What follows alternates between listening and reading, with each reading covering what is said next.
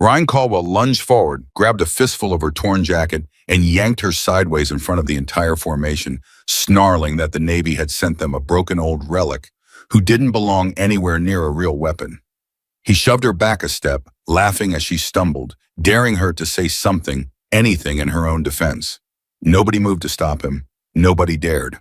What Ryan Caldwell didn't know was that his hands had just touched the arm of a legend, and within the hour, that same arm would end his arrogance forever. Before we go any further, of stories about quiet strength, underestimated warriors, and respect earned the hard way, speak to you, hit that subscribe button, and stay with me to the end.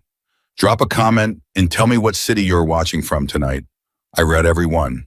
The sun had not even fully cleared the ridgeline when the first insult of the day was already flying. Ryan Caldwell stood at the front of the formation with his arms crossed, chest puffed out, boots planted like he owned the desert beneath him.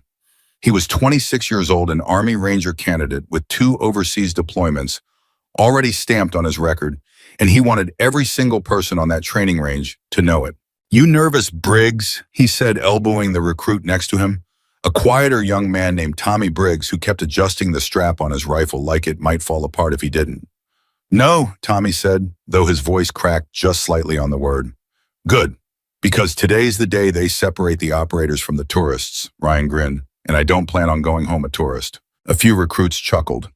Not because it was funny, but because laughing along with Ryan Caldwell was easier than being his next target.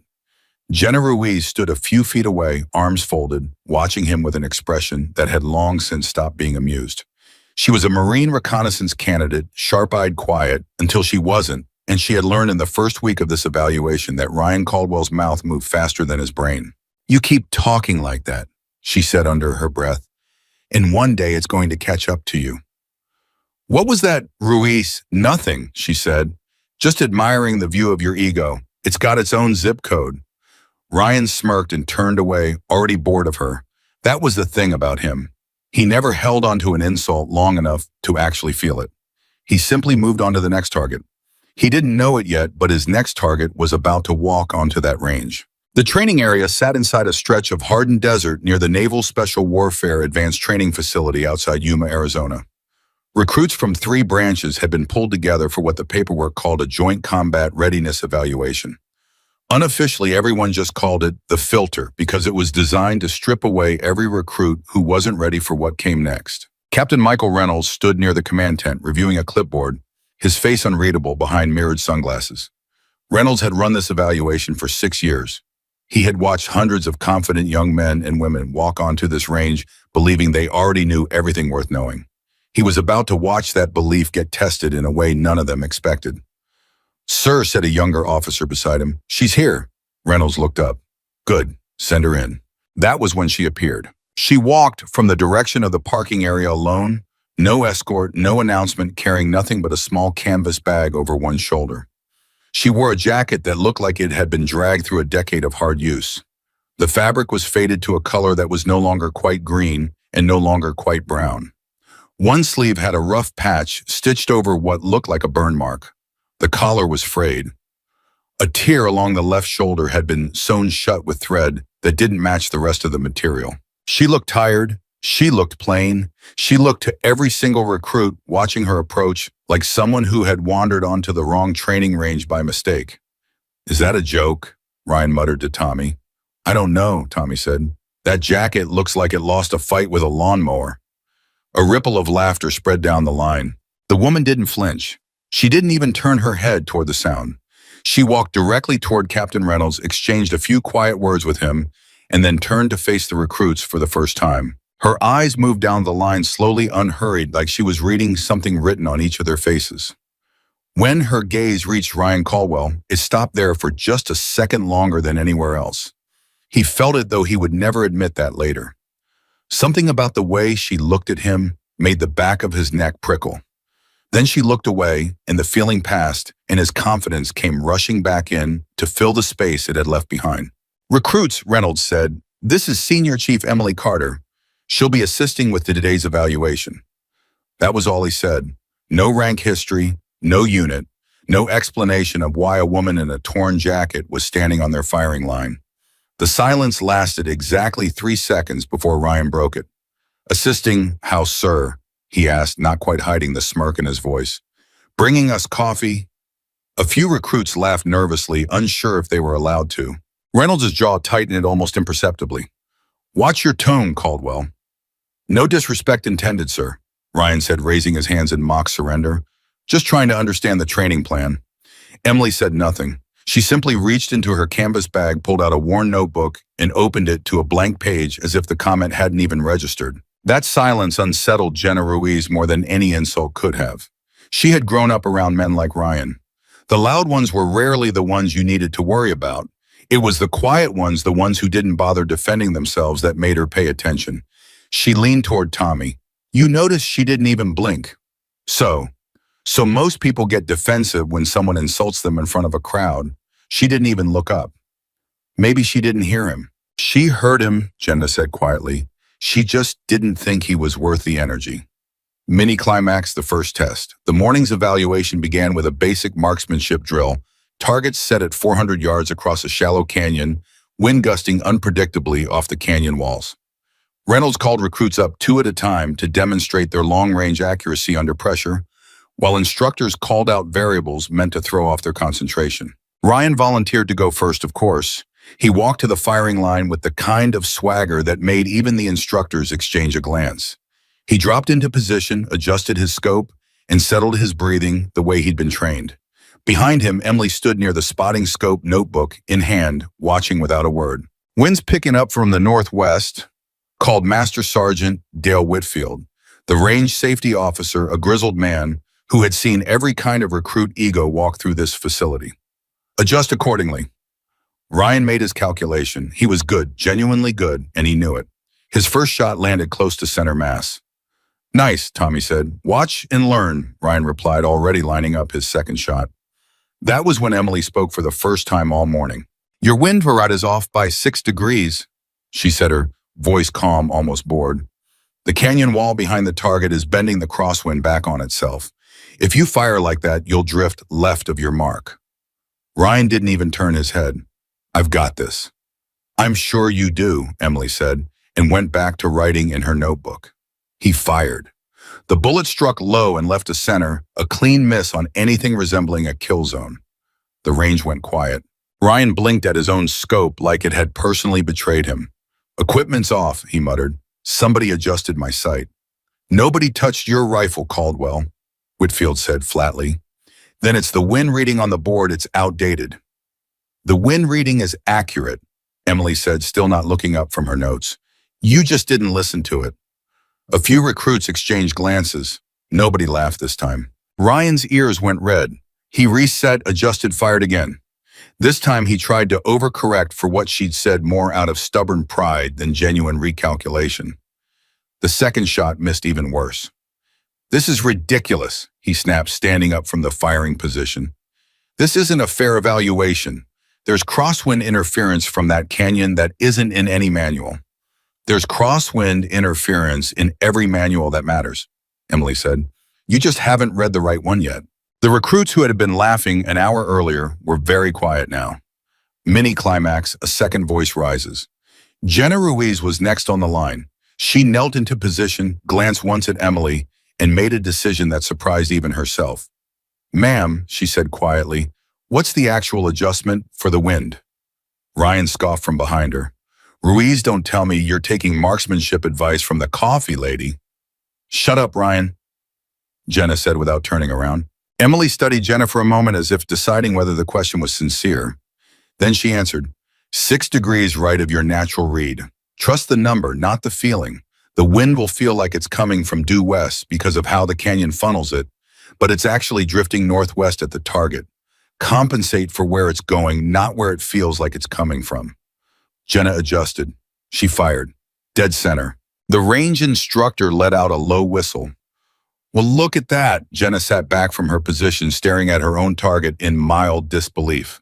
She turned to look at Emily, who had already gone back to her notebook, like nothing remarkable had happened at all. How did you know that? Jenna asked. Nobody's supposed to know the wind pattern in this specific canyon. It's not standard. I've stood on this range before, Emily said simply. When Emily didn't answer, she simply turned the page in her notebook and wrote something down. Behind them, Ryan Caldwell stood with his arms crossed, watching the exchange with a tight jaw. He didn't like the way the range had gone quiet around her. He didn't like the way one perfect shot from Jenna had suddenly made the tired woman in the torn jacket seem less ridiculous than she had an hour ago. He didn't like feeling small. And Ryan Caldwell was the kind of man who, when he felt small, tried to make someone else feel smaller. Mini-climax, the whisper spreads. During the break, while recruits refilled canteens and checked their gear, a murmur began working its way down the line. "Did you see that?" one recruit asked another. "She called the wind pattern before Ruiz even asked for it." Lucky guess. Twice. Tommy Briggs found himself standing near Whitfield, the range safety officer, who was quietly watching Emily from a distance while pretending to check his equipment log. "Sergeant," Tommy said. "Who is she?" "Really?" Whitfield didn't answer right away. He glanced sideways to make sure Emily was out of earshot before speaking.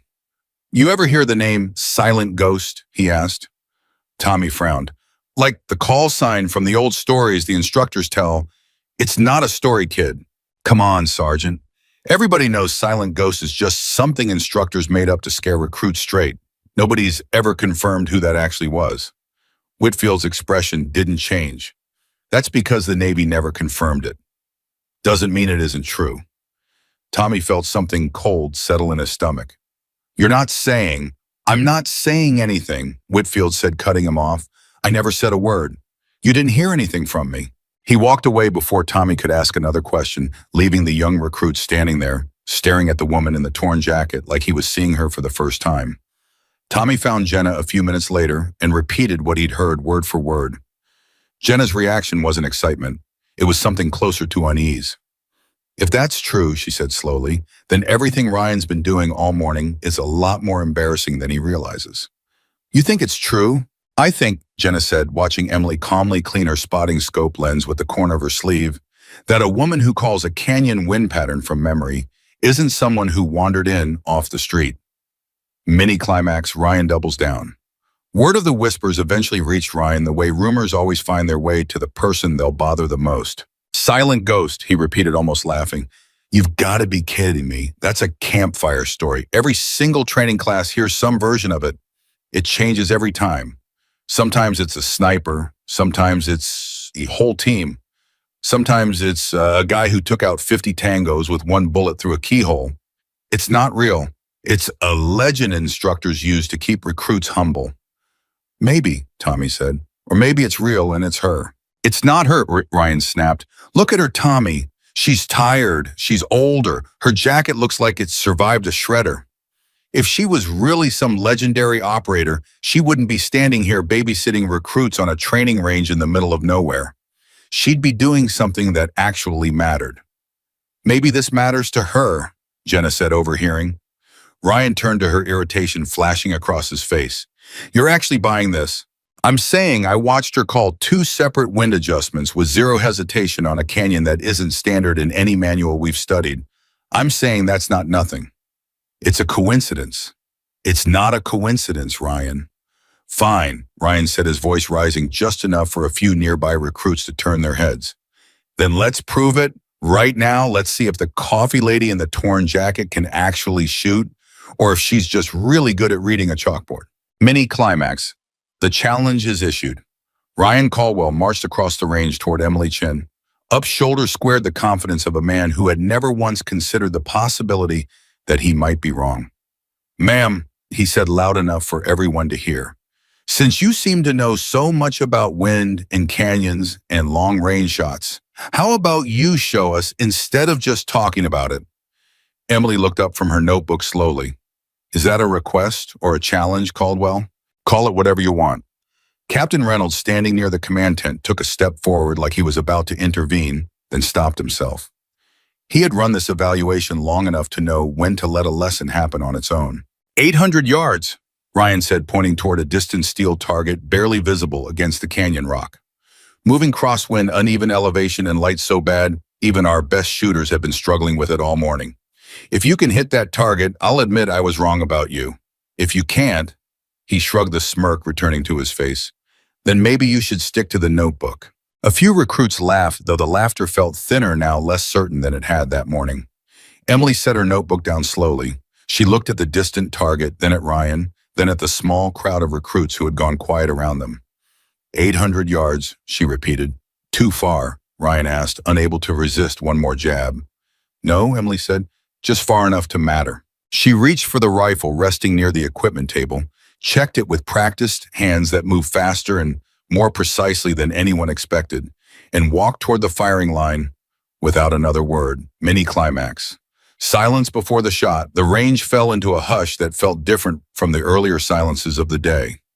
This wasn't the quiet of boredom or nervousness. This was the specific electric silence of people who suddenly weren't sure what they were about to witness. Emily knelt into position. Her movements were economical, unhurried, the kind of muscle memory that couldn't be faked by someone who had only read about it in a manual. She adjusted the rifle against her shoulder, and as she did, the torn sleeve of her jacket rode up slightly, revealing a thin line of scar tissue along her forearm. Jenna noticed it. She didn't say anything, but she noticed. Whitfield, standing near the spotting scope, called out the wind conditions in a voice that had gone slightly quieter than his usual booming range instructions. Gusting 12 to 18 variable canyon deflection active. Emily didn't respond. She was somewhere else entirely, somewhere none of them could follow her, calculating variables that existed only in the space between her eye and the target 800 yards away. Ryan crossed his arms, trying to look unbothered, though his foot had started tapping against the dirt in a rhythm he probably didn't even realize he was doing. Any day now, he said, though his voice had lost some of its earlier bite. Emily exhaled and fired. Mini climax the impossible shot. The steel target 800 yards away rang out with a sound that echoed off the canyon walls, a clean, unmistakable hit dead center. Nobody spoke for a full 3 seconds. Then Whitfield, staring through the spotting scope, said the only thing he could manage. Dead center. Dead center. The recruits erupted into a mixture of gasps and disbelieving murmurs. Tommy Briggs actually took a step backward, like he needed the physical distance to process what he'd just seen. Jenna Ruiz stood completely still, staring at Emily with an expression that had shifted entirely from curiosity to something closer to awe. Ryan Caldwell said nothing at all. His mouth opened slightly, but no words came out. The confident smirk that had lived on his face since sunrise had vanished, completely replaced by something raw and uncertain that he clearly wasn't used to feeling. Emily stood up slowly from the firing position, handed the rifle back to Whitfield without a word, and looked at Ryan with an expression that held no triumph in it at all. No gloating, no satisfaction, just quiet patience, like a teacher waiting for a student to finally understand a lesson that had been staring him in the face all along. You were right about one thing, she said. The light was bad. That's it, Ryan finally managed. That's all you have to say. You just hit an 800-yard shot in bad light with crosswind through a canyon, and all you say is the light was bad. What else is there to say? How bad are you not? Ryan said, his voice cracking slightly. How did you do that?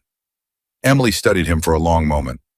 Because I've done it before, she said, under conditions a lot worse than this, with a lot more than a steel target riding it on it.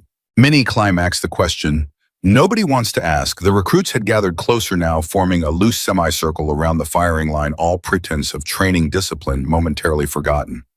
Even Captain Reynolds had walked closer, though his expression remained carefully neutral, the look of a man who already knew the answer to a question that was about to be asked. What conditions?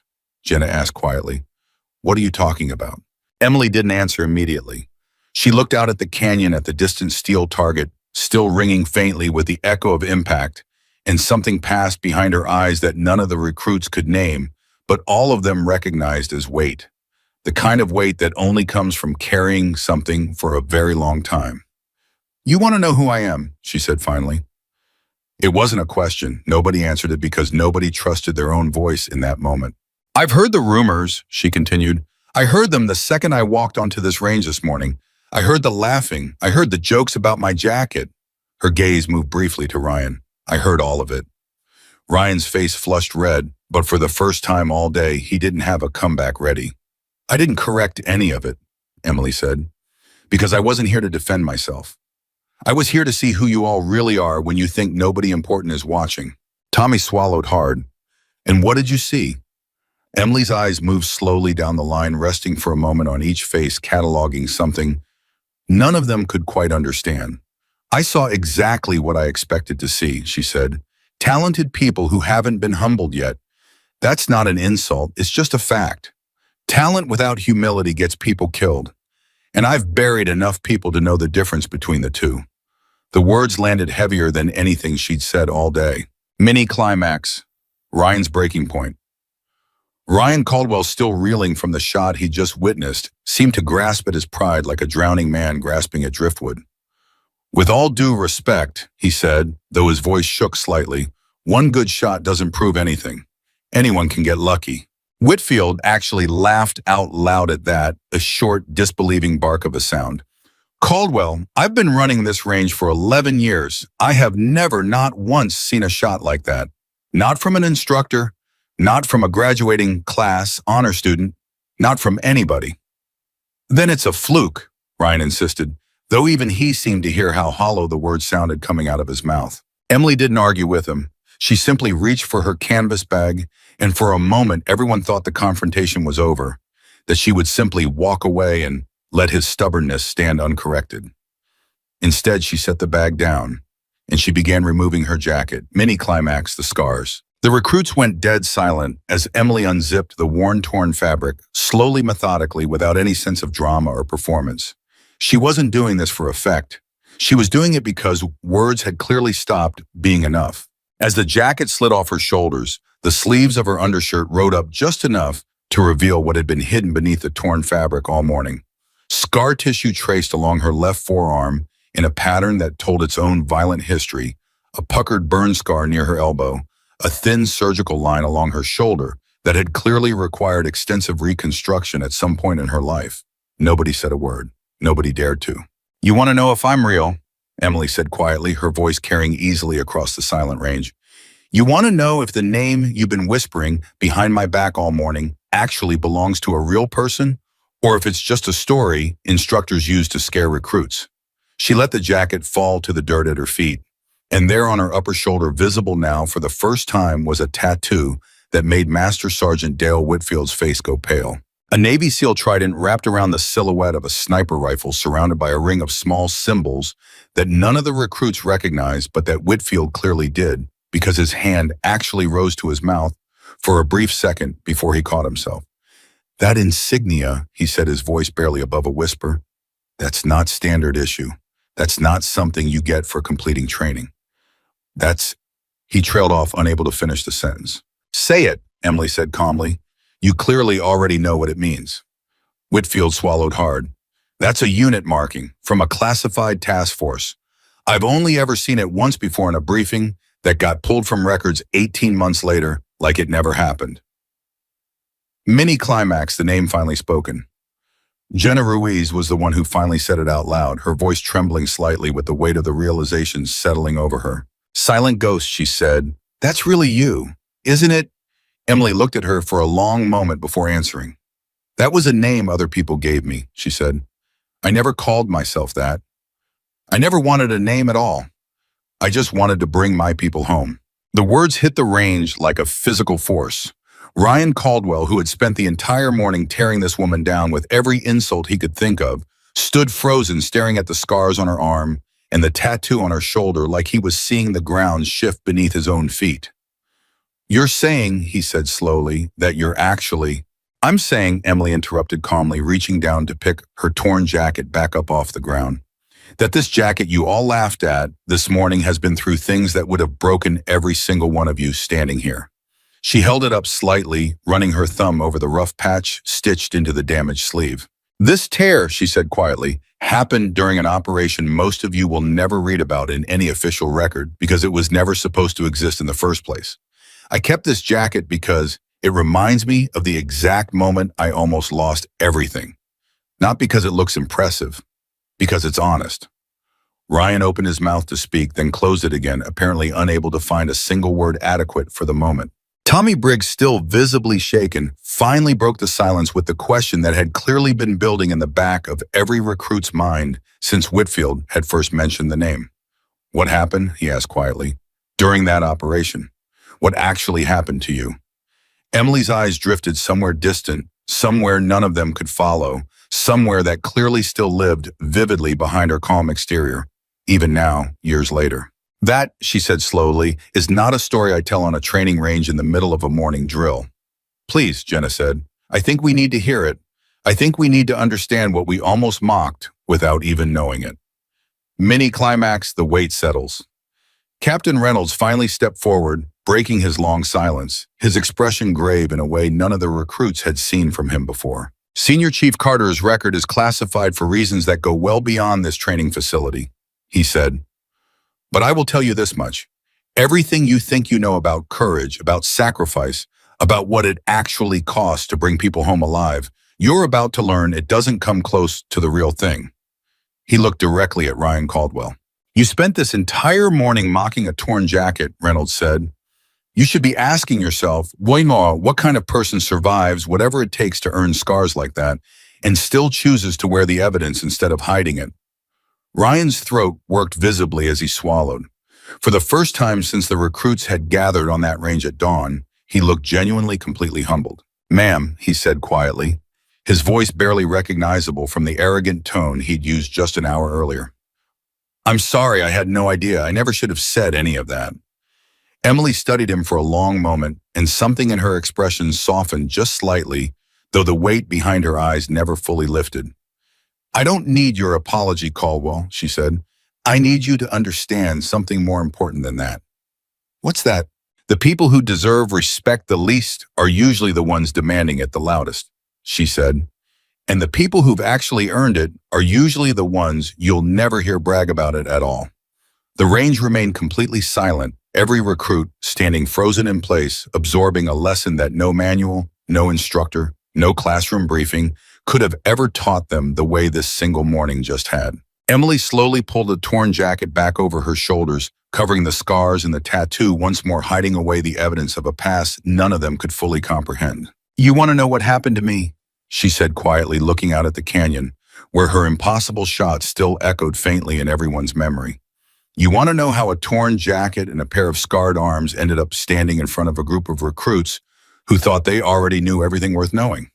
She paused, and in that pause, every single person on that range leaned in without even realizing they were doing it. It started on a night none of you would have survived, she said, in a place most of you will never hear about in any official record, with a team of good people counting on someone they never should have had to count on. Her eyes drifted toward the horizon, toward a memory that clearly still lived as vividly in her mind as the moment it happened. It started, she said quietly, with a storm that shouldn't have mattered and a mistake that almost cost everyone their lives.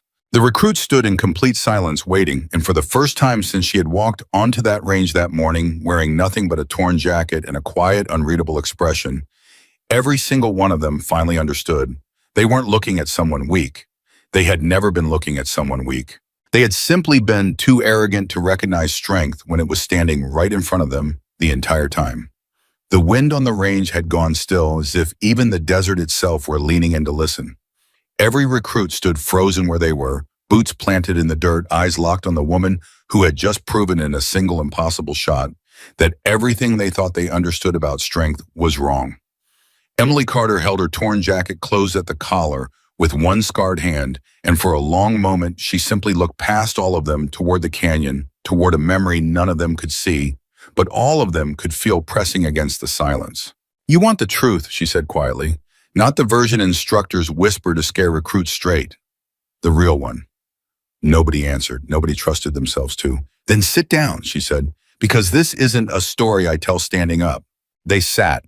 20-some recruits, hardened Rangers and reconnaissance Marines and Navy candidates, who an hour earlier had been laughing at a torn jacket, lowered themselves into the dirt like children at story time, because in that moment, that was exactly what they were. Captain Reynolds didn't stop them. He simply folded his arms and stood at the edge of the group, listening like he already knew the story and needed to hear it again anyway. 3 years ago, Emily said, I was attached to a joint task force operating out of a forward position in northern Syria. Nobody back home knew the base existed. Officially, it still doesn't. Ryan Caldwell, still pale from what he'd witnessed, found his voice first. What was the mission?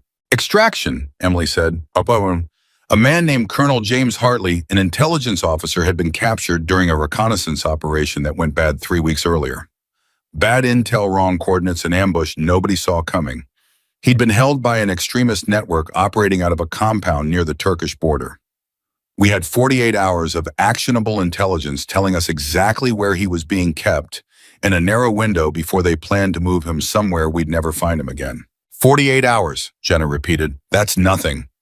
It was enough, Emily said, if everything went right. She paused and something tightened behind her eyes. Nothing went right. The team had been small by design. 6 operators on the ground, a helicopter crew on standby, 30 miles out, and Emily herself assigned as Overwatch, meaning her job was simple in theory and nearly impossible in practice. Get to high ground, stay invisible, and keep 6 men alive from a position no one was supposed to know existed. Her spotter that night was a young petty officer named Danny Okafor, 24 years old, sharp-eyed, quick with a joke, even in the worst conditions, the kind of partner who made the silence of a long watch bearable. They had worked together for 11 months, by that point long enough to read each other's breathing, long enough that words had become almost unnecessary between them. "You nervous?"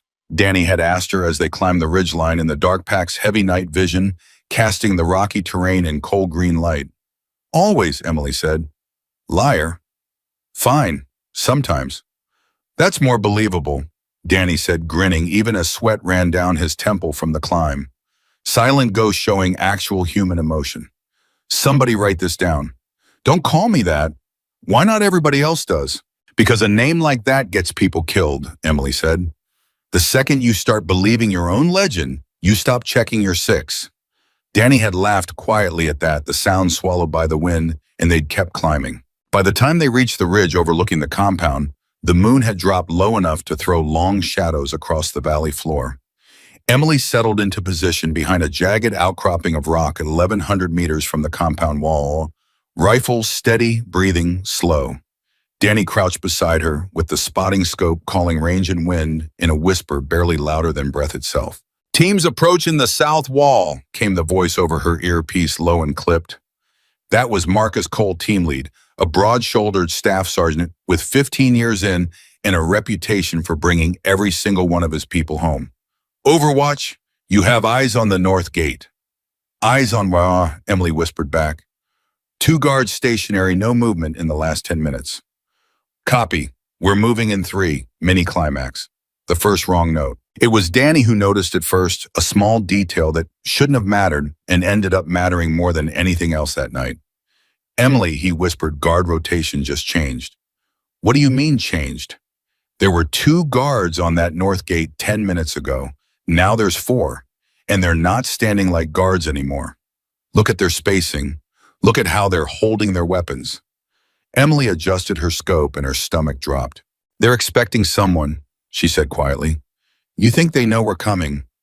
"I think," Emily said, already keying her radio, "that somebody needs to abort right now." "Overwatch, this is Cole. Say again, you're breaking up." "Abort the approach," Emily said, urgency creeping into her whisper despite every instinct telling her to stay calm. "Guard count just doubled at the north gate. Positioning changed. This isn't standard rotation. Marcus, this looks like they're braced for contact." There was a pause on the radio, the kind of pause that felt like it lasted an hour but was really only 3 seconds. "We're already committed." Cole's voice came back tight and low. "We're 40 meters from the wall. Pulling back now creates more exposure than pushing through the original plan. Stand by Overwatch, we're adjusting entry point." Emily's jaw clenched. Danny glanced at her, and even in the dark, she could see the same unease reflected on his face that was tightening in her own chest. "This is going bad," Danny whispered. "Maybe." "You don't sound convinced." "I'm never convinced," Emily said, eye back against her scope. "That's how I stay alive." Mini-climax, the sky turns wrong. It was the wind that betrayed them, first arriving nearly 20 minutes ahead of any forecast the mission planners had reviewed. Emily felt it before she saw it, a shift in the air pressure against her exposed skin, a subtle change in the way sound carried across the valley. "Danny," she said, "check the horizon." He turned his scope westward and went still. "That's not fog." "No," Emily said grimly, "that's a sandstorm." "How fast is it moving?" "Fast enough that we don't have time to argue about it." She keyed her radio again. "Ground team, this is Overwatch. We've got a sandstorm inbound from the west, moving fast. Visibility is about to collapse. You need to move now, or you need to move back, but you can't stay static." The radio crackled with static worse than it had been moments earlier, the storm already beginning to interfere with the signal. Copy Overwatch. Cole's voice came through fractured and thin. We're pushing through the wall now. No time to reposition. Keep eyes on us as long as you can. Marcus, if that storm hits full force, I lose visual on your position entirely. Understood. Do what you can. The line went quiet, replaced by the low building howl of wind sweeping down off the ridge, carrying with it the first stinging grains of sand that bit into Emily's exposed cheeks like tiny needles. Danny pulled his scarf up over his mouth and nose. This is not good. No, Emily agreed, it's not. Within 4 minutes, the world beyond 50 meters had vanished into a churning wall of orange-brown haze. The compound, the wall the 6 men moving through the darkness toward whatever awaited them inside all of it, disappeared into a storm that swallowed sound and sight alike. Mini-climax. Silence on the radio. Ground team, this is Overwatch. Radio check, Emily said, voice steady despite the pounding in her chest. Static. Ground team, radio check over. More static than a fragment of a voice broken and distorted almost beyond recognition. Contact wall breach, taking fire. Say again, you're cutting out. Nothing. Marcus, say again. The radio gave her nothing but the hiss of interference and the howling wind outside, and for the first time in 11 months of working together, Emily saw genuine fear cross Danny Okafor's face. We just lost them, he said. We haven't lost anyone, Emily snapped sharper than she intended. We lost the signal. There's a difference. Emily, I can't see 15 feet in front of me. How are we supposed to provide Overwatch for a team we can't even see? Emily didn't answer right away because she didn't have an answer that didn't terrify her. Then through the roar of the storm, she heard it, distant, muffled, but unmistakable. Gunfire. Sustained, heavy, the deep mechanical chatter of a crew-served weapon, not the sporadic pop of rifle fire, but something far worse, something that meant the 6 men somewhere below in that blinding storm had just walked directly into exactly what she'd feared. That's a machine gun, Danny said, his voice tight. I know what it is. We have to do something. I know that too, Emily said, already moving, shifting her position along the ridge, trying to find any gap in the storm that might give her a fraction of visibility toward the compound below. Get me anything, Danny. Any break in this haze at all. Mini-climax. A voice returns. The radio cracked back to life so suddenly it made Danny flinch. Overwatch, this is Colt, do you copy? The transmission dissolved into static, then returned. Pinned down, taking heavy fire from a fixed position. We have 1 wounded, I say again, 1 wounded. Copy, Marcus, say your position. Can't confirm, storm's got us turned around. We're behind a low wall, maybe 60 meters from the extraction point, but that gun's got the whole approach locked down. We cannot move. Who's wounded? A pause that felt like it stretched into forever. Hartley, Cole's voice finally came back fractured with strain. We got him out of the holding cell, but he took shrapnel in the leg during the breach. He can't walk. We're carrying him, and we're pinned. Overwatch. We need that gun position taken out, or none of us are leaving this valley. Emily's blood went cold. Can you give me a location on that weapon? Negative visibility 0 down here. I can hear it, but I can't see it. It's east of our position. That's all I've got. Danny looked at Emily, his face pale beneath the sand-streaked scarf. East of their position. That's it. That's all we have to work with. That's what we have, Emily said already, sliding forward along the outcropping, eyes straining against the storm for any hint of movement, any shift in the color of the haze that might betray a muzzle flash. So that's what we use. Mini-climax the first glimpse. For 3 agonizing minutes, there was nothing but sand and wind and the distant, relentless chatter of that machine gun, punctuated by shorter bursts of return fire from Cole's team, a losing exchange that Emily could hear getting more desperate with every passing second. Then for just a fraction of a second, the storm parted. It wasn't much, barely 2 seconds of relative clarity in a gap between gusts, but it was enough for Emily to catch the telltale strobe of muzzle flash from a position dug into the rocks nearly 900 meters away at an elevation and angle that made her stomach drop even further than it already had. Danny, I've got a visual. Where? Elevated position, rocky outcrop, probably a natural formation they fortified. That's not a hasty position that's prepared. They knew we were coming. 900 meters in this wind, Danny said, disbelief edging into his voice. Emily, that's not a shot, that's a miracle.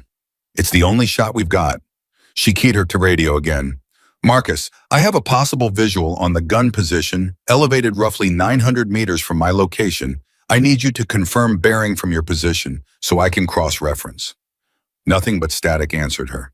Marcus, do you copy? Still nothing. Marcus. The silence stretched, and Emily felt something close to panic clawing at the edges of her discipline, a feeling she hadn't allowed herself in years. Mini-climax wounded. The radio crackled back with a voice that wasn't Cole's.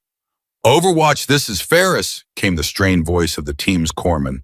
Cole's hit, I say again. Cole is hit, took a round through the shoulder, trying to get better position on that gun. Emily's hand tightened around her rifle so hard her knuckles went white. Is he alive? He's alive, he's conscious, but he's losing blood. And we've got 2 wounded now, and that gun isn't slowing down Overwatch. We are running out of time down here. Ferris, I need someone to confirm the gun's exact bearing from your position. Can anyone give me that? A pause filled with the sound of gunfire and wind and someone groaning in pain in the background. Negative, Ferris finally said. Nobody down here can get eyes on it without exposing themselves to direct fire. We're pinned flat Overwatch. We cannot lift our heads. Danny turned to Emily, and for the first time that night, she saw real desperation in his eyes. What do we do? Emily didn't answer immediately. She was staring out at the churning wall of sand and haze that separated her from a shot she could barely see, calculating variables that existed almost entirely in her own memory and instinct now, because the storm had taken away everything else. I go closer, she said finally. What? I move down the ridge closer to that gun position. It's the only way I get a clean enough angle to take the shot blind. Emily, that's insane. You'd be moving directly into a storm with zero visibility toward a position that's already killing our own people. I know what I'd be doing, Danny. They'll see you before you see them. Maybe, Emily said, already checking her gear, already moving. But right now, 6 men are dying in a valley because I'm sitting up here safe, and I am done sitting up here safe. Twist the ridge collapses. She had moved less than 80 meters down the exposed face of the ridge when the ground beneath her right boot gave way entirely loose shale, shifting under the added instability of the wind, sending her sliding nearly 15 feet down a steep incline before she managed to catch herself against an outcropping of rock. Pain exploded through her left ankle, sharp and immediate, and she bit down hard on a scream that would have given away her position to anyone within 100 meters. Emily, Danny's voice crackled through her earpiece, thin with static. Emily, talk to me, what happened? I'm fine, she gritted out, though the fire shooting up her leg told a very different story. Lost my footing, I'm still moving.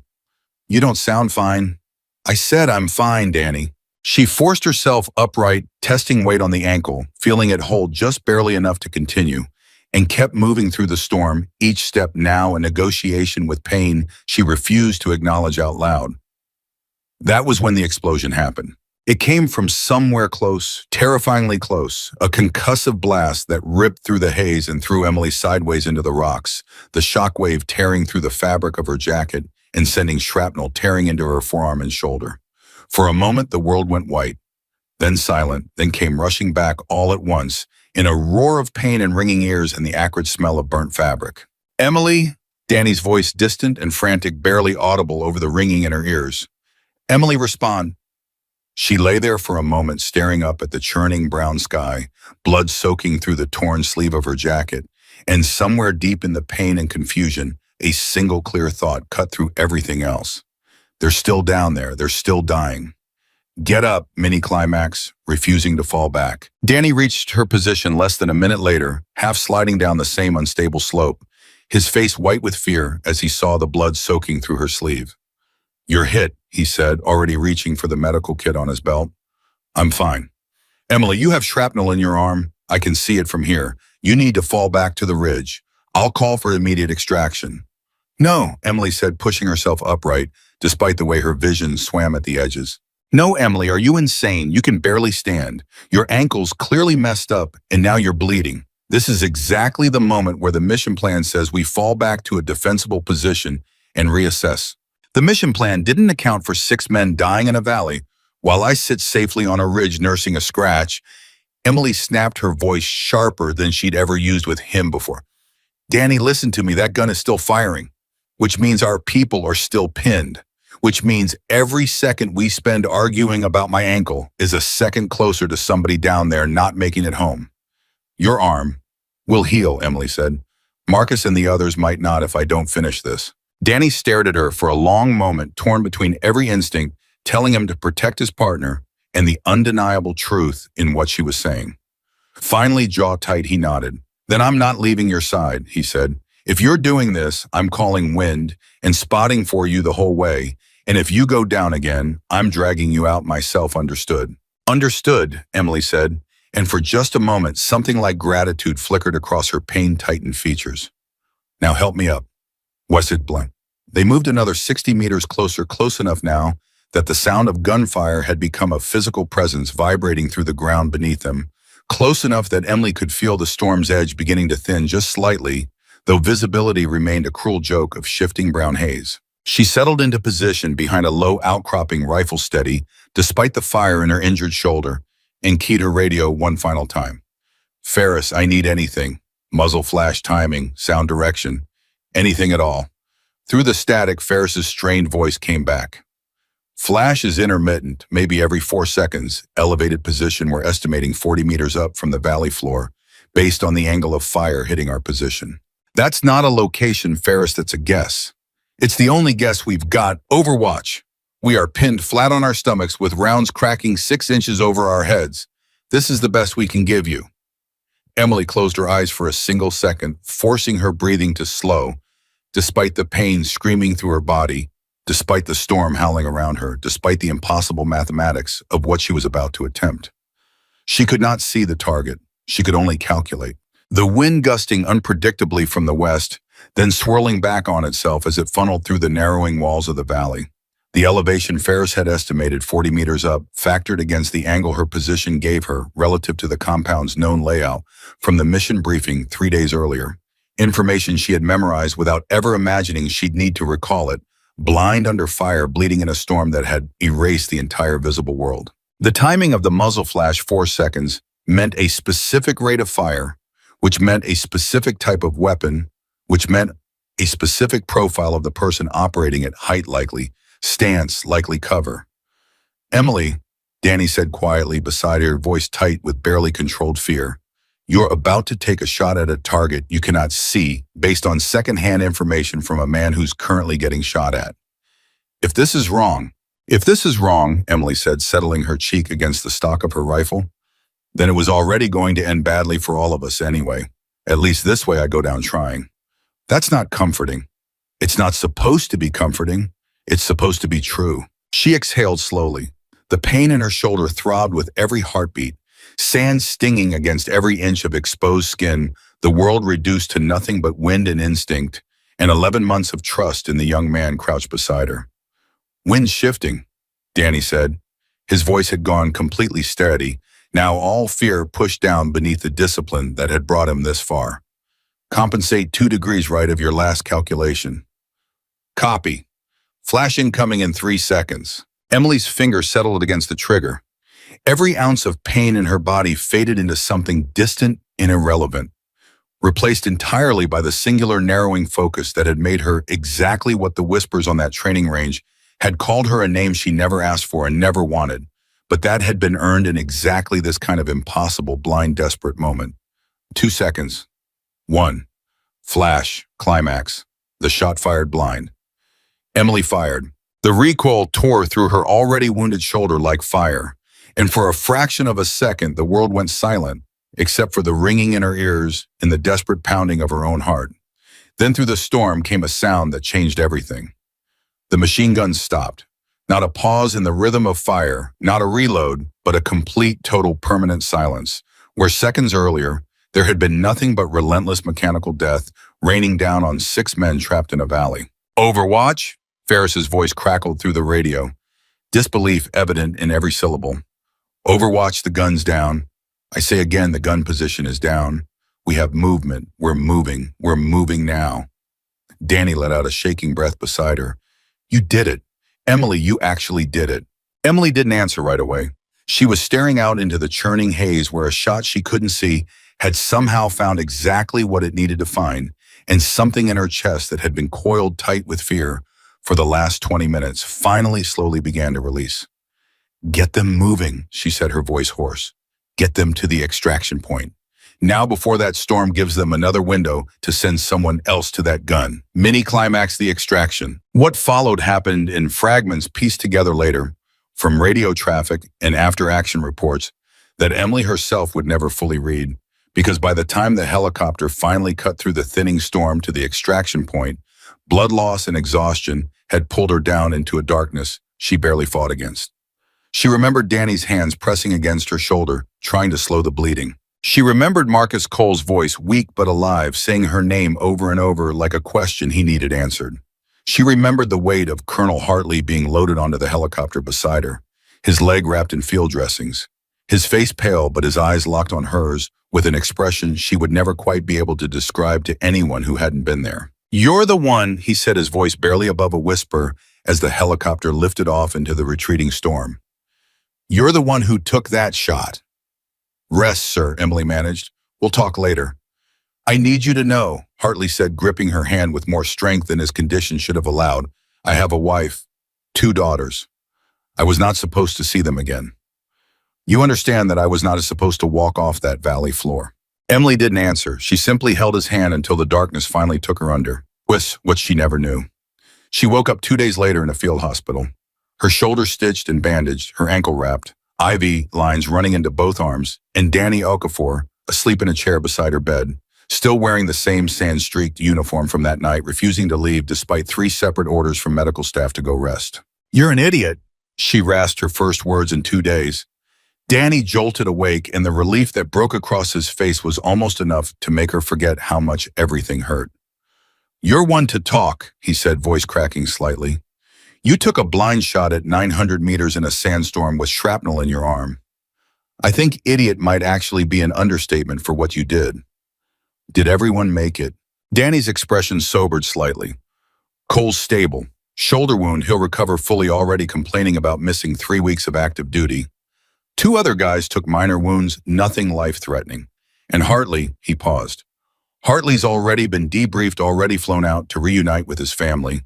He asked about you before he left. Wanted your name. You didn't give it to him." "Of course I didn't," Danny said. "But I don't think it matters. Word's already spreading, Emily. What you did out there, blind shot, storm wounded, saving 6 men and a hostage, nobody thought was coming home. People are going to talk about this, whether you want them to or not." Emily closed her eyes, the weight of everything finally settling over her, now that the adrenaline and danger had faded into simple, exhausted reality. "I didn't do it for the story," she said quietly. "I know," Danny said. "That's exactly why it's going to become one anyway." Mini-climax: the torn jacket. It was 3 weeks later, back at the base, recovering restless, when Emily finally asked for her gear to be returned to her, including the jacket she'd been wearing that night, torn open at the shoulder from the shrapnel that had nearly ended everything. The quartermaster had looked at her strangely when she requested it back, instead of accepting the standard replacement issued to every wounded operator. "This one's damaged beyond repair, ma'am," he'd said. "Regulation says we issue you a new one." "I don't want a new one," Emily had said. "I want this one." "Can I ask why he showed?" Emily had looked down at the torn fabric in her hands, at the burn mark along the sleeve, at the tear that would need careful stitching to ever be wearable again, and something in her chest had settled into a decision she would carry with her for years afterward. "Because new jackets don't remember anything," she said.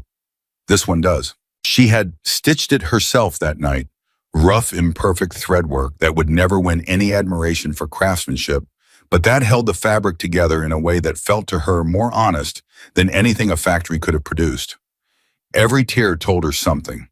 Every rough patch reminded her of a moment where she had chosen to stay instead of retreat, to push forward instead of fall back, to trust her own calculations, even when the world had gone completely blind around her. She wore that jacket for 3 more years, through 2 more classified operations that would never appear in any public record, through promotions she quietly accepted and recognition she consistently avoided, until the day Captain Michael Reynolds had called her personally and asked if she would consider one final assignment before her transition to a training role.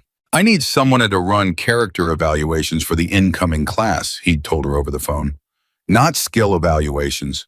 We've got plenty of instructors who can test whether these recruits can shoot straight and run fast. I need someone who can test who they actually are underneath all that talent before it's too late to fix what's broken. Why me? Because you're the only person I know, Reynolds had said, who understands the difference between confidence and character better than anyone else in this entire organization. And because I think some of these recruits need to learn that lesson from someone who's actually paid the price for skipping it, cliffhanger by to the present. The memory faded and Emily blinked, returning to the present, to the training range in Arizona, to the semicircle of recruits sitting in stunned silence, around her every single face marked by the same slow-dawning understanding. Ryan Caldwell sat frozen, staring at the scars visible along her forearm, where the sleeve had ridden up during her story, staring at the torn jacket now draped back over her shoulders, and something in his expression had shifted entirely from the arrogant confidence of that morning into something raw and humbled, and genuinely afraid of what he'd almost done with his careless mockery. "That jacket," he said slowly, his voice barely above a whisper, "the one I laughed at this morning." "Is the same one," Emily confirmed quietly. "You've worn it for 3 years, through everything since then." "I'll wear it until it finally falls apart completely," Emily said, "because every time I put it on, it reminds me of the exact moment I almost gave up and the exact moment I chose not to." Jenna Ruiz wiped at her eyes, not bothering to hide the tears that had gathered there during the last 20 minutes of Emily's story. "What happened to Danny, your spotter?" Something flickered across Emily's face, quick and painful, gone, almost before anyone could fully register it. "That," she said quietly, "is a different story. One I'm not ready to tell today." The recruits exchanged uncertain glances, sensing the weight behind those words, sensing that whatever had happened to the young petty officer, who had refused to leave her side that night in the storm, carried a grief that ran even deeper than the scars she'd already shown them. Captain Reynolds cleared his throat, breaking the heavy silence that had settled over the range. "I think," he said slowly, "that's enough for today's history lesson, but I don't think any of you will forget it." Ryan Caldwell rose slowly to his feet, and for the first time since dawn that morning, when he'd stood in front of his teammates, laughing about a torn jacket and a broken old woman, his entire posture had changed. Shoulders lowered, chin down, every trace of arrogance replaced by something that looked remarkably like genuine respect. "Ma'am," he said quietly, "I owe you more than an apology." Emily studied him for a long moment, the tired weight behind her eyes never quite lifting, but something in her expression softened just slightly at the sight of a man finally truly humbled. "You owe me nothing, Caldwell," she said, "but you owe every person you'll ever serve beside the promise that you'll never again mistake someone's silence for weakness." She reached down, picked up her canvas bag, and slung it back over her shoulder, wincing slightly as the movement pulled against old, scar tissue that still, even now, occasionally reminded her of that night in the storm. "Because the next time you underestimate someone," she said, looking out at the entire silent formation, "it might not be a training range where the mistake gets corrected. It might be a battlefield. And on a battlefield, that kind of mistake doesn't just embarrass you." She paused, letting the weight of the words settle fully over every single recruit still sitting frozen in the dirt. "It gets people killed." Nobody moved for a long moment after Emily's words settled over the range. The recruits sat in the dirt, staring at her, at the jacket, at the scars they now understood carried a story none of them would ever forget. Then Tommy Briggs, still wiping at his eyes, asked the question that had been hanging in the air since she'd first mentioned his name. "Ma'am," he said quietly, "you said Danny's story was different, that you weren't ready to tell it today." Emily went very still. "I did say that." "Is he—" Tommy hesitated. "Is he still in the service? Did he make it out okay?" The silence that followed lasted long enough that Jenna reached over and put a hand on Tommy's arm, a silent signal to stop pushing. But Emily raised her hand slightly, a small gesture that told Jenna it was fine, that the question deserved an answer, even if the answer wasn't easy to give. "Danny Okafor," Emily said slowly, "served 2 more years after that night in the storm. He made staff sergeant. He trained 6 more classes of spotters, every one of them better than the last because he insisted on it. He used to tell them the same thing I'm telling you now. That confidence without humility gets people killed." She paused and something in her throat visibly tightened. "He died 18 months ago," she said. "Not in combat, not overseas. A car accident 2 miles from his own house, driving home from his daughter's school recital. The words hit the range like a physical blow. Jenna's hand flew to her mouth. Ryan Caldwell, still sitting in the dirt where he'd lowered himself to listen, looked like he'd been struck. After everything he survived, Ryan said quietly, almost to himself. After the storm, the gunfire, all of it. And then, Emily said, the world reminded all of us that it doesn't care how brave you were yesterday. It only cares whether you're paying attention today. Mini-climax, the weight of memory. Captain Reynolds stepped forward, his voice quieter than the recruits had heard it all morning. Senior Chief Carter attended that funeral in dress uniform, he said. Stood at attention for 2 hours in the rain because she refused to sit under the tent with everyone else. Told me afterward that Danny never once complained about hard weather in 11 months on watch together, and she wasn't about to start complaining about it the day they buried him. Emily didn't confirm or deny it. She simply looked down at her jacket, at the torn sleeve stitched with rough, imperfect thread, and ran her thumb along the seam like she was touching something sacred. I keep this jacket, she said finally, because Danny used to tease me about it. Told me I looked like a homeless person wearing government surplus. Told me I should get a new one that I'd earned better. She almost smiled, though the expression didn't quite reach her eyes. I never got the new one, and now I never will. Because every time I put this on, some small, stubborn part of me still expects to hear him laughing about it. Nobody spoke. Nobody could. Jenna finally broke the silence, her voice thick. That's why you're doing this evaluation, isn't it? It's not just about testing us.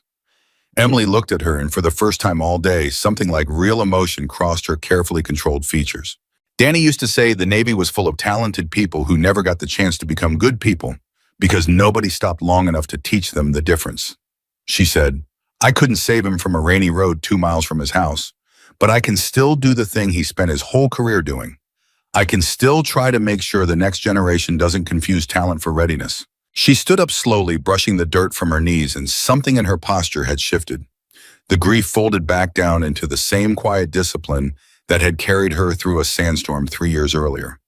Which is why, she said, her voice returning to its calm, level command, we are not finished today, not even close.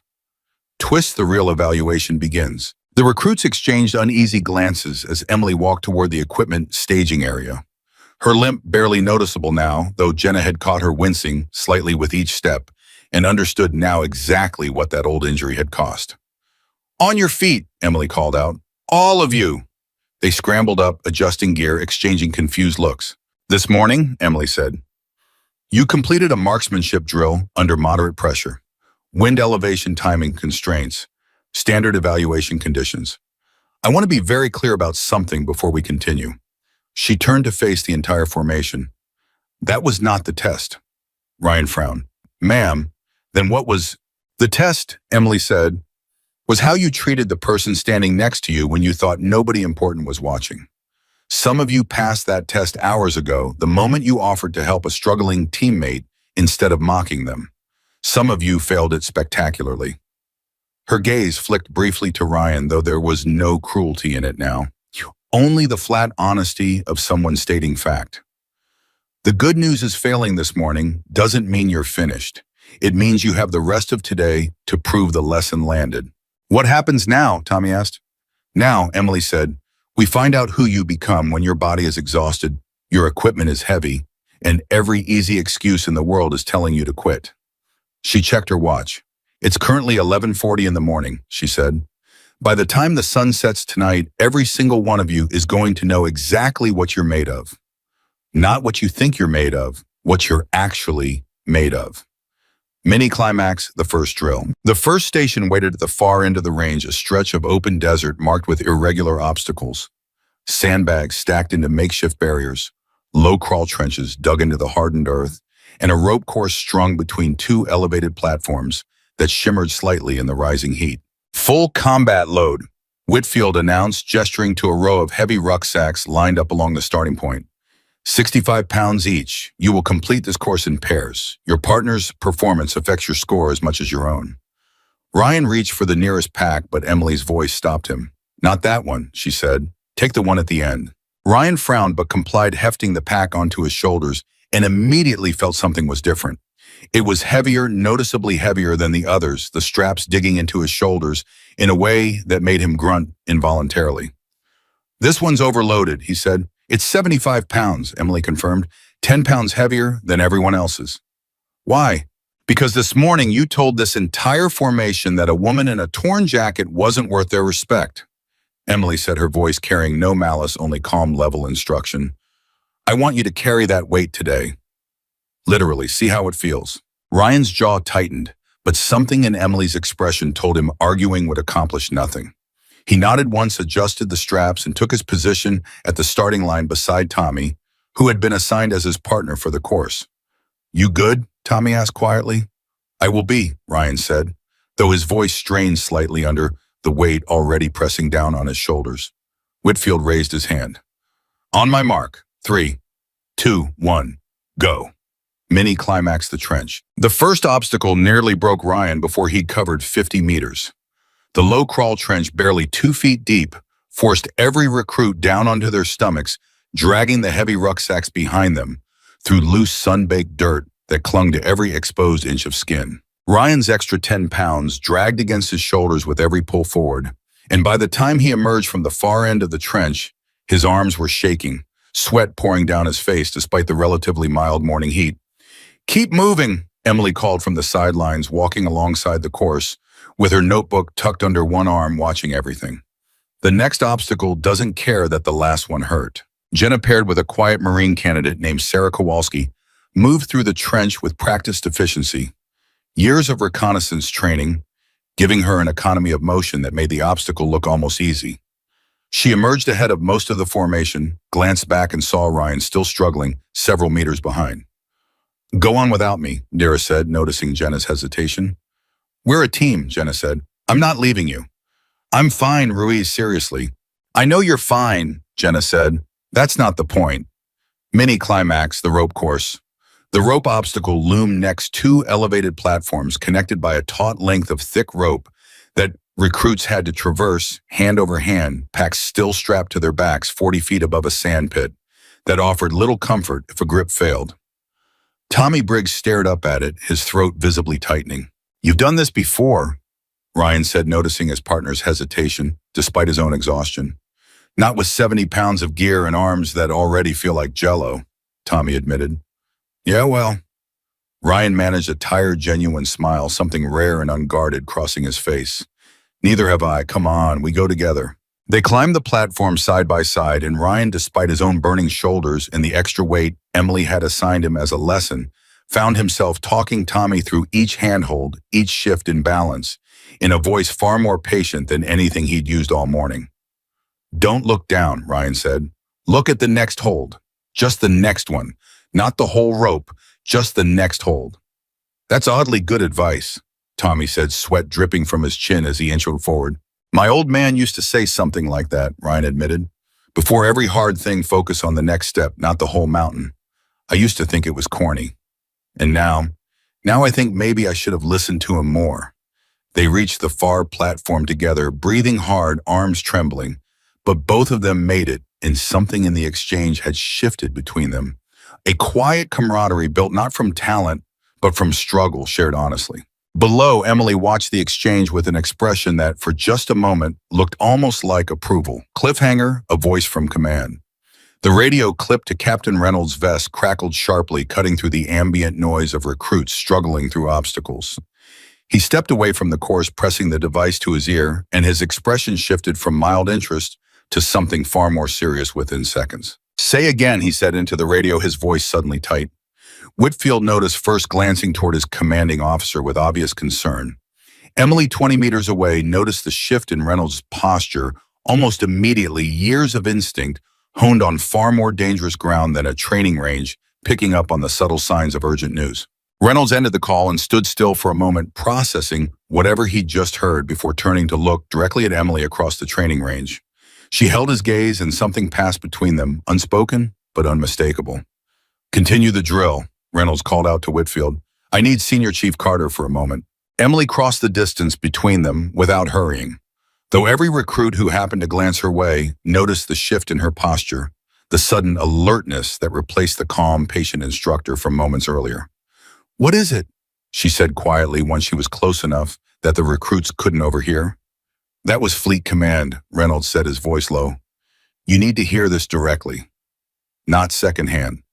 Mini-climax overheard fragments. Tommy Briggs, still catching his breath at the base of the rope platform, happened to glance toward the command tent and noticed the tense conversation unfolding between Reynolds and Emily. He couldn't hear the words, but he could read body language well enough to know something serious was happening. "Hey," he said, nudging Ryan. "Something's going on." Ryan followed his gaze. Emily's posture had gone rigid, her arms crossed tightly, her expression, even from this distance, unmistakably grim. "You think it's bad news?" Ryan asked. "I think," Tommy said slowly, "that whatever just happened, it's not about us anymore." Jenna joined them, wiping sweat from her forehead, watching the same tense exchange. She just went from calm instructor to someone bracing for impact. "I've seen that look before. My older brother does search and rescue. That's the face people make right before they get sent somewhere they don't want to go." The three of them stood together, watching from a distance.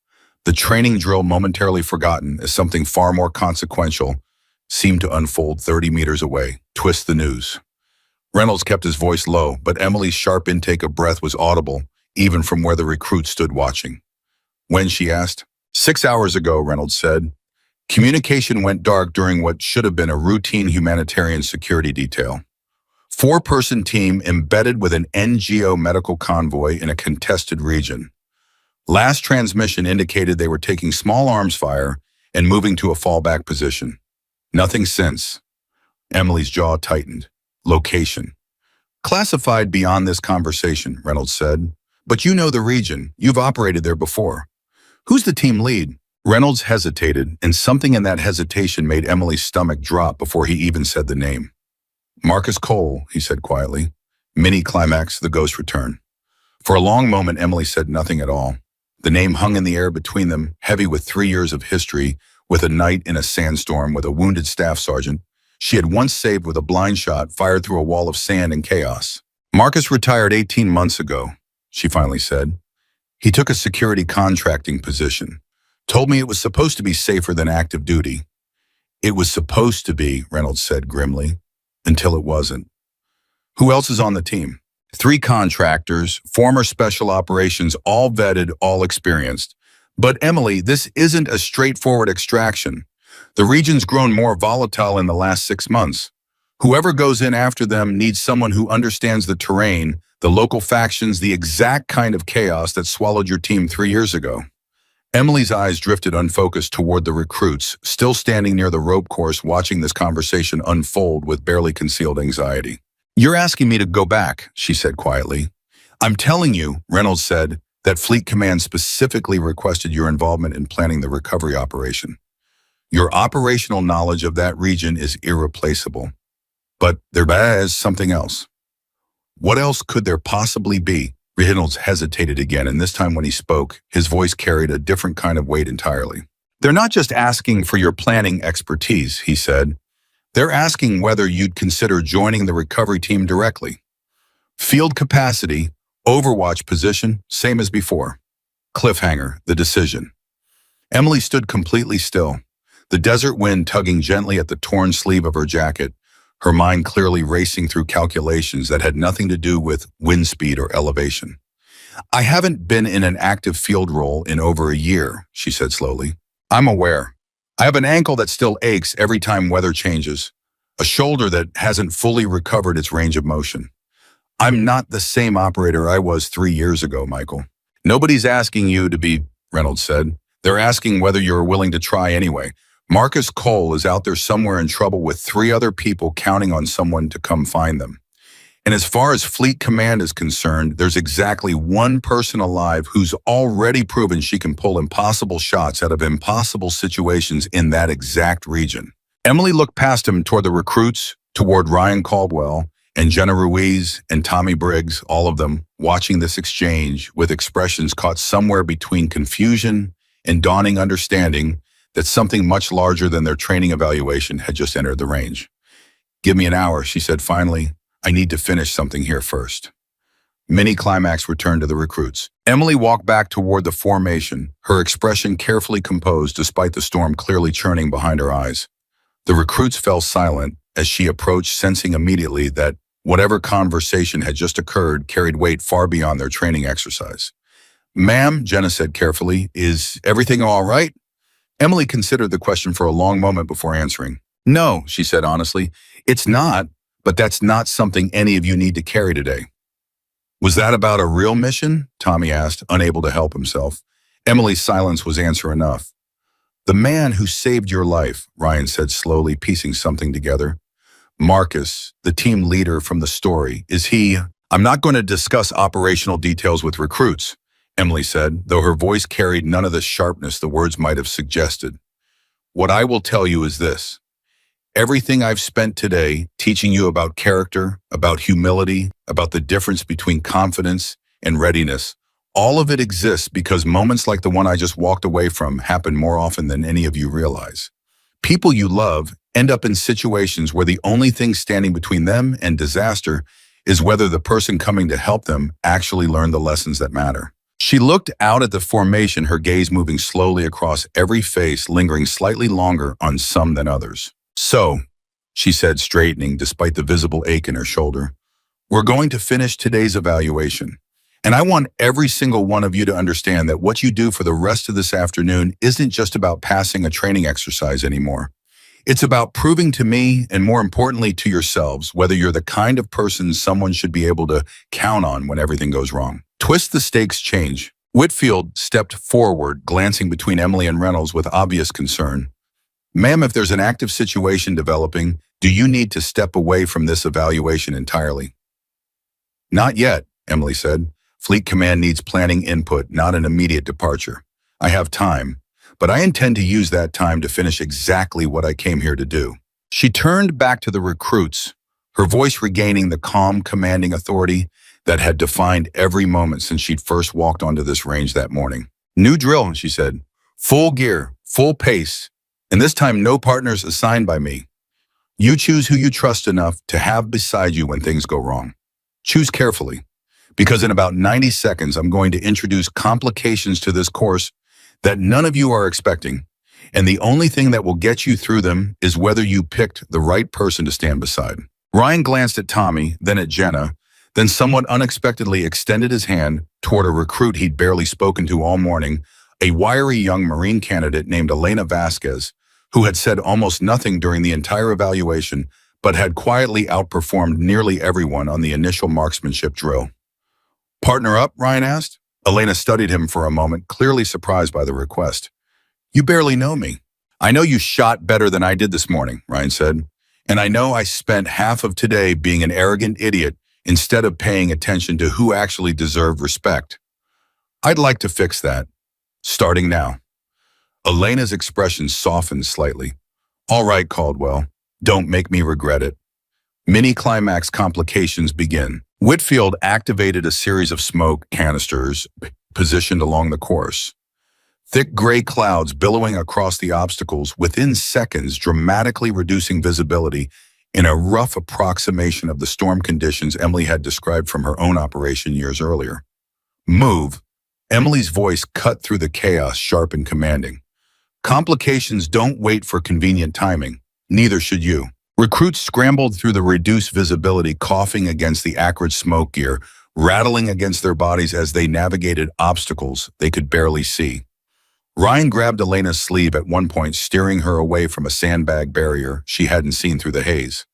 Thanks, she gasped. Don't thank me yet, Ryan said. We're not through this.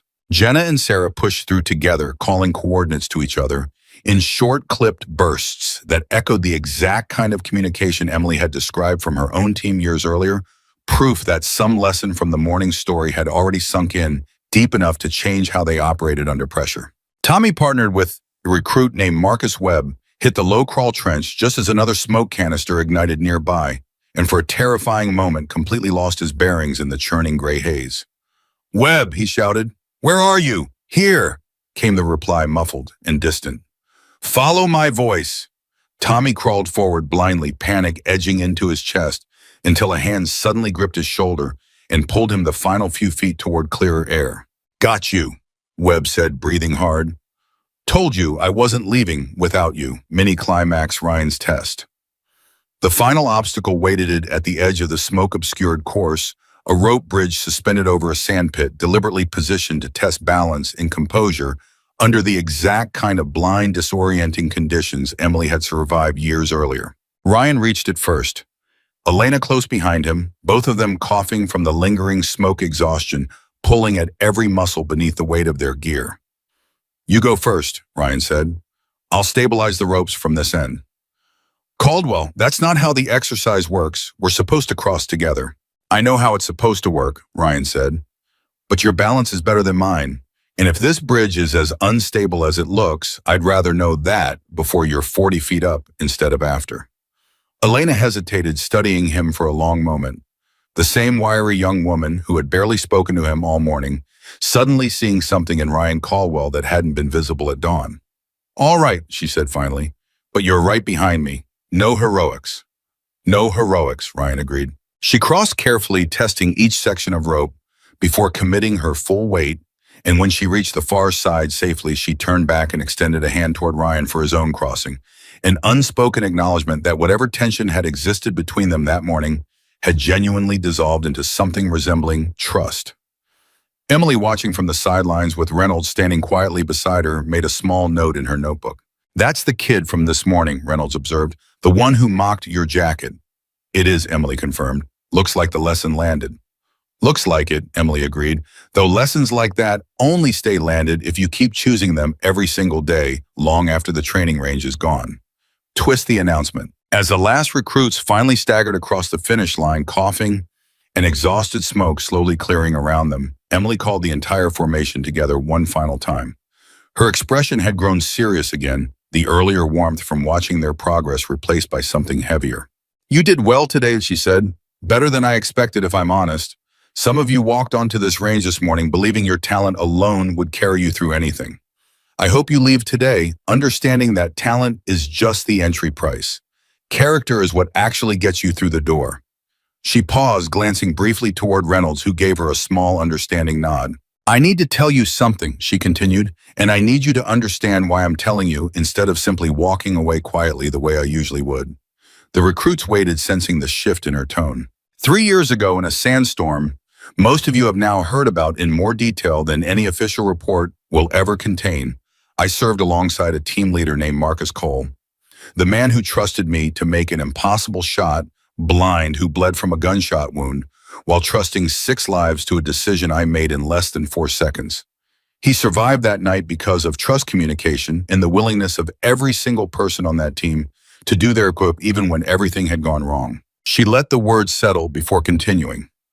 "Marcus Cole is missing right now," Emily said. "Somewhere overseas in a region I know better than almost anyone else currently serving. His communication went dark 6 hours ago, and in a few minutes I'm going to walk off this range and begin planning how to bring him home." The formation erupted into murmurs, disbelief, and concern rippling through the recruits who hours earlier had known this woman only as a mysterious figure in a torn jacket. Mini-climax, a question. Nobody expected Ryan Caldwell step forward before he fully processed what he was about to say. "Ma'am, take me with you." The murmurs died instantly, replaced by stunned silence. Emily turned to look at him, studying his face carefully. The same recruit who had mocked her jacket at dawn, now standing in front of her, exhausted, dirt-streaked, and utterly sincere. "You're a training candidate, Caldwell," she said, "not an operator with clearance for an active recovery mission." "I know that," Ryan said. "I'm not asking to go on the mission. I'm asking you to remember me. When this evaluation is finished, when you're back to training, the next class, when you need someone who's actually learned what you're trying to teach. I want to be that person." Emily studied him for a long moment, something unreadable passing behind her tired eyes. "That," she said finally, "is the first genuinely smart thing you've said all day." A ripple of exhausted, relieved laughter passed through the formation, breaking some of the heavy tension that had settled over the range. "Finish this evaluation," Emily said, addressing the entire group now. "Every single obstacle, every drill exactly as planned. Because right now, somewhere overseas, 4 people are counting on someone learning exactly the lessons you're learning today. Maybe not you specifically, maybe not this year, but someday one of you is going to be the person standing on a ridge in a storm, making an impossible decision with someone else's life hanging in the balance." She looked out at all of them one final time, her torn jacket catching in the desert wind, the scars beneath it hidden once more, but never forgotten by anyone who had heard her story that day. I need to know, she said quietly, that when that day comes, you'll be ready, cliffhanger to walking toward the unknown. Reynolds approached holding out a satellite phone, his expression grim. Command's waiting for your answer, Emily. They need to know within the hour whether you're joining the recovery team directly or staying stateside for planning support only. Emily took the phone, staring at it for a long moment, the weight of the decision evident in every line of her tired, scarred face. Jenna Ruiz, watching from a few feet away, found herself holding her breath without realizing it. Tommy stood frozen. Even Ryan, who had spent the entire morning convinced he understood everything worth knowing about strength and courage, found himself utterly unable to guess what she would decide. Emily raised the phone to her ear. This is Carter, she said, her voice steady despite everything churning beneath the surface. I need operational details before I answer that question. Give me everything you have on Cole's last known position. She turned and began walking toward the command tent, her torn jacket trailing slightly in the wind, her limp barely noticeable despite the old wound that still after 3 years occasionally reminded her of exactly what that kind of decision could cost. The recruits watched her go in silence, none of them yet knowing whether the woman who had spent an entire day teaching them the difference between confidence and character was about to walk directly back into the kind of storm that had once nearly taken everything from her. Emily stood near the command tent with the satellite phone pressed to her ear, listening to a voice on the other end reading off coordinates and status updates in the clipped, careful language of someone who had delivered this kind of briefing more times than they wanted to count. The recruits watched from a distance, none of them daring to move closer, though every single one of them strained to catch fragments of what was being said. Say that again, Emily said into the phone, her voice sharpening. The convoy diverted from the planned route 2 hours before contact was lost. A pause while the voice on the other end confirmed. That's not a coincidence, Emily said. Somebody had advanced knowledge of their movement. Reynolds, standing beside her, exchanged a glance that carried the weight of a conclusion neither of them wanted to say out loud in front of the recruits. Copy, Emily said finally. I need full satellite imagery of the last known position, and I need it inside 20 minutes. And Michael, she turned slightly away from the group, though her voice still carried. I need to know if this is the same network operating in that region. The one from 3 years ago. The line went quiet for a moment. They can't confirm it yet, Emily said, relaying the answer to Reynolds without needing to repeat the question. But the operational pattern matches. Mini-climax, the old enemy, Jenna Ruiz felt a chill crawl up her spine despite the desert heat pressing down on the range. The same people, ooh, she whispered to Tommy. The ones from her story, the compound, the sandstorm. You think it's really them? Tommy asked. I think, Jenna said slowly, that some stories don't actually end when the storyteller stops talking. Ryan Caldwell said nothing, but his jaw had tightened into a hard, focused line, watching Emily with an intensity that hadn't been there that morning when he'd mocked her torn jacket in front of the entire formation. Something had shifted in him over the last several hours, and it was showing now in the way he stood, the way he listened, the way he seemed to actually see the woman in front of him, instead of the tired, unimpressive figure he dismissed at dawn. Emily ended the call and stood still for a long moment, staring at the phone in her hand like it held more weight than its physical size suggested. Ma'am, Whitfield said carefully, approaching from the side. What's the assessment? The assessment, Emily said, is that Marcus Cole and his team drove directly into a trap that somebody set with inside knowledge of their route, which means this wasn't random. Which means whoever's holding them wanted them specifically. Why would anyone want a security contracting team? Tommy asked, unable to stop himself from stepping closer. Emily's eyes moved toward him, and for a moment something flickered behind them. Old grief mixed with something colder, more calculating. Because Marcus Cole isn't just a contractor, she said. He's the man who led the team that extracted a high-value hostage from that same network 3 years ago. If this is the same organization, they've had 3 years to remember exactly who cost them that operation and exactly who they'd like to get their hands on in return. The words landed heavy across the formation. Reynolds' expression darkened. You think this is retaliation, he said. I think, Emily said, that I need to see that satellite imagery before I confirm anything. But I also think we don't have the luxury of waiting to find out, Twist the volunteer. 20 minutes later, inside a briefing tent hastily assembled at the edge of the training range, Emily stood over a table covered in printed satellite images, terrain maps, and a laptop displaying encrypted communication logs. Reynolds stood across from her, along with two other officers who had arrived by vehicle. Within the last 10 minutes, their expressions grim and focused. Last confirmed position, Reynolds said, tapping a location on the map, puts them here in a stretch of terrain surrounded by dry riverbeds and low ridgelines. Difficult approach from every direction except this narrow corridor to the northeast. Emily studied the map with the intense practice focus of someone who had spent years learning to read terrain like a language. That corridor's a funnel, she said. If I were setting an ambush position for anyone attempting a rescue approach, that's exactly where I'd put it. Which means whoever's holding them either doesn't know standard tactical doctrine, Emily said, or they're counting on rescuers using the obvious route and walking straight into a second trap. One of the unfamiliar officers, a sharp-featured woman introduced only as Colonel Reyes, leaned forward. Senior Chief Carter Fleet Command has authorized a 4-person recovery team insertion within 18 hours.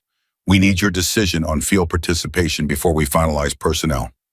Emily's hand rested against the edge of the table, the old scar along her forearm visible beneath her rolled sleeve, now that the jacket hung open at her side. I'm in, she said. Reynolds' jaw tightened.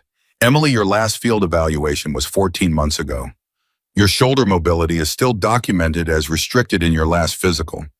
My shoulder mobility, Emily said evenly, was good enough this morning to put a round dead center at 800 yards in front of 30 witnesses. I think it'll hold up fine. That's not the same as sustained field operations under hostile conditions. No, Emily agreed. It's not. But I know this terrain. I know this network's tactics. And there is exactly one other person alive who's operated successfully against them before, and he's currently somewhere in that corridor, hoping somebody remembers what he taught them about not giving up. The tent went quiet. Colonel Reyes studied Emily for a long moment before finally nodding. I'll authorize it, she said. But Carter, I need you medically cleared within the hour, and I need a support plan that accounts for your physical limitations. This isn't a solo operation. You'll have a team. Understood, Emily said. Mini-climax Reynolds' concern. As the briefing dispersed, Reynolds pulled Emily aside, his expression carrying a weight she hadn't seen from him in years. You don't have to do this, he said quietly. Yes, I do. Emily, I've known you for 6 years. I watched you walk out of that field hospital after the storm, barely able to stand. And I watched you push through recovery faster than any doctor thought possible because you refused to accept anything less than full function. I'm not questioning your capability.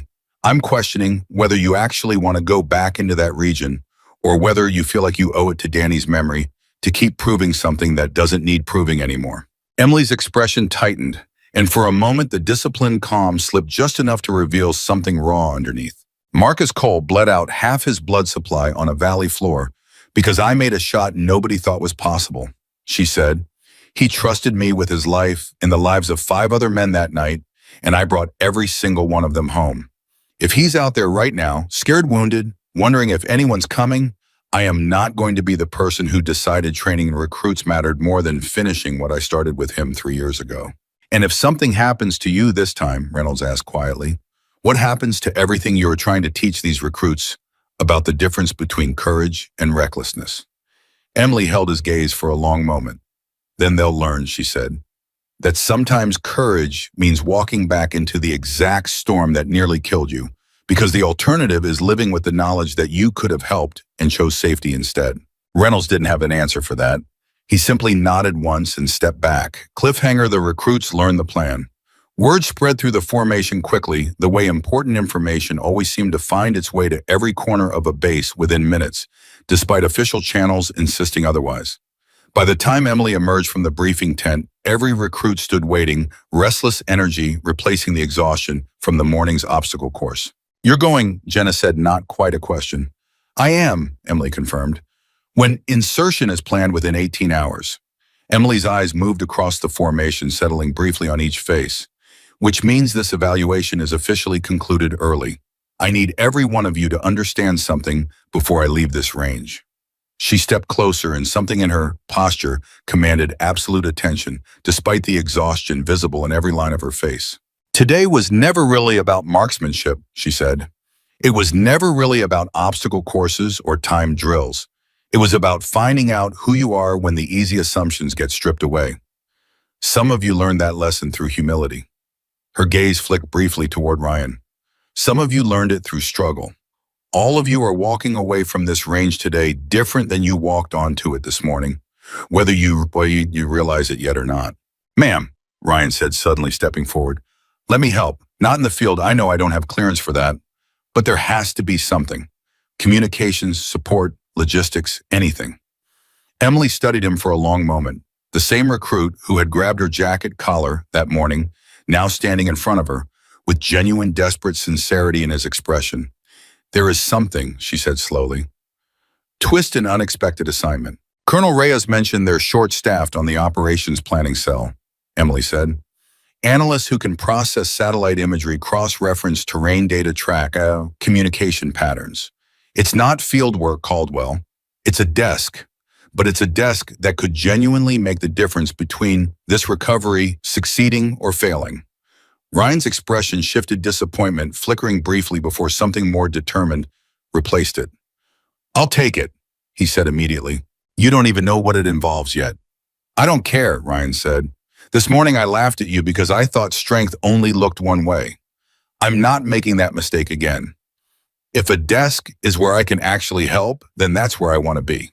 Emily allowed herself the smallest, tiredest hint of a smile. All right, Caldwell. Report to Colonel Reyes' team within the hour. Do exactly as you are told to ask questions when you don't understand something, and remember that the information you process might be the difference between someone's father coming home or not. Yes, ma'am. Jenna stepped forward next. What about the rest of us? The rest of you, Emily said. Finish your evaluation as planned. New instructors will take over for the remainder of the week. But I want you to remember something while you're training. Somewhere out there right now, 4 people are depending on strangers they've never met to come find them. That's not an abstract lesson anymore. That's happening in real time tonight while you're sleeping in your bunks. The formation stood in heavy silence, the weight of that reality settling differently over each of them than any lecture or drill could have accomplished. Mini-climax preparing to leave. By the time evening approached, Emily stood inside a secured briefing room, reviewing final operational details with the 3-person field team assigned to accompany her, a broad-shouldered former ranger named Diaz, a communications specialist named Foster, and a young but highly capable medic named Ochoa who had specifically requested this assignment after hearing about the classified nature of the mission. Insertion point is Chihiriu, Diaz said, tapping a location on the digital terrain map. 14 kilometers from Cole's last known position, moving in under cover of darkness. That corridor Colonel Reyes flagged, Emily said. I want eyes on it before we commit to any approach route. If this network learned anything from what happened 3 years ago, they'll be watching that exact path expecting a rescue attempt. You think they're using Cole and his team as bait, Ochoa said. I think Emily said that whoever set this trap knows exactly who's likely to respond to a call for help in this region. And I think they're hoping I'm arrogant enough to walk the same route I would have used 3 years ago. So we don't use it, Foster said.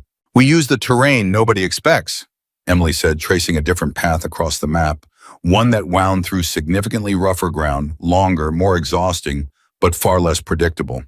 It costs us 4 extra hours, but it might cost us a lot less than an ambush. Diaz studied the alternate route with obvious respect. That's not in any standard operating procedure. No, Emily agreed, it's not. Standard procedure gets people killed when the enemy's had 3 years to study standard procedure.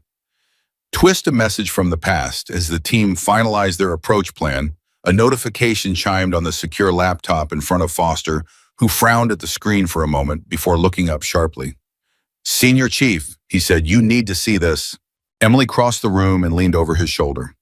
On the screen was an intercepted communication partially decrypted, flagged as high priority by the intelligence cell monitoring regional chatter. They're talking about a name, Foster said quietly. Multiple mentions over the last 4 hours. Encrypted, but the pattern analysis suggests it's a specific individual they're either targeting or expecting. What name? Emily said, though something in her voice suggested she already suspected the answer. Foster turned the screen towards her, and Emily's breath caught in her throat. The partially decrypted text, fragmentary and imperfect, contained a phrase that translated roughly to a phonetic approximation of a name she hadn't heard spoken by an enemy in 3 years. Silent Ghost. Mini-climax, they know she's coming. The room went completely still. They're expecting you, Ochoa said slowly. Specifically you.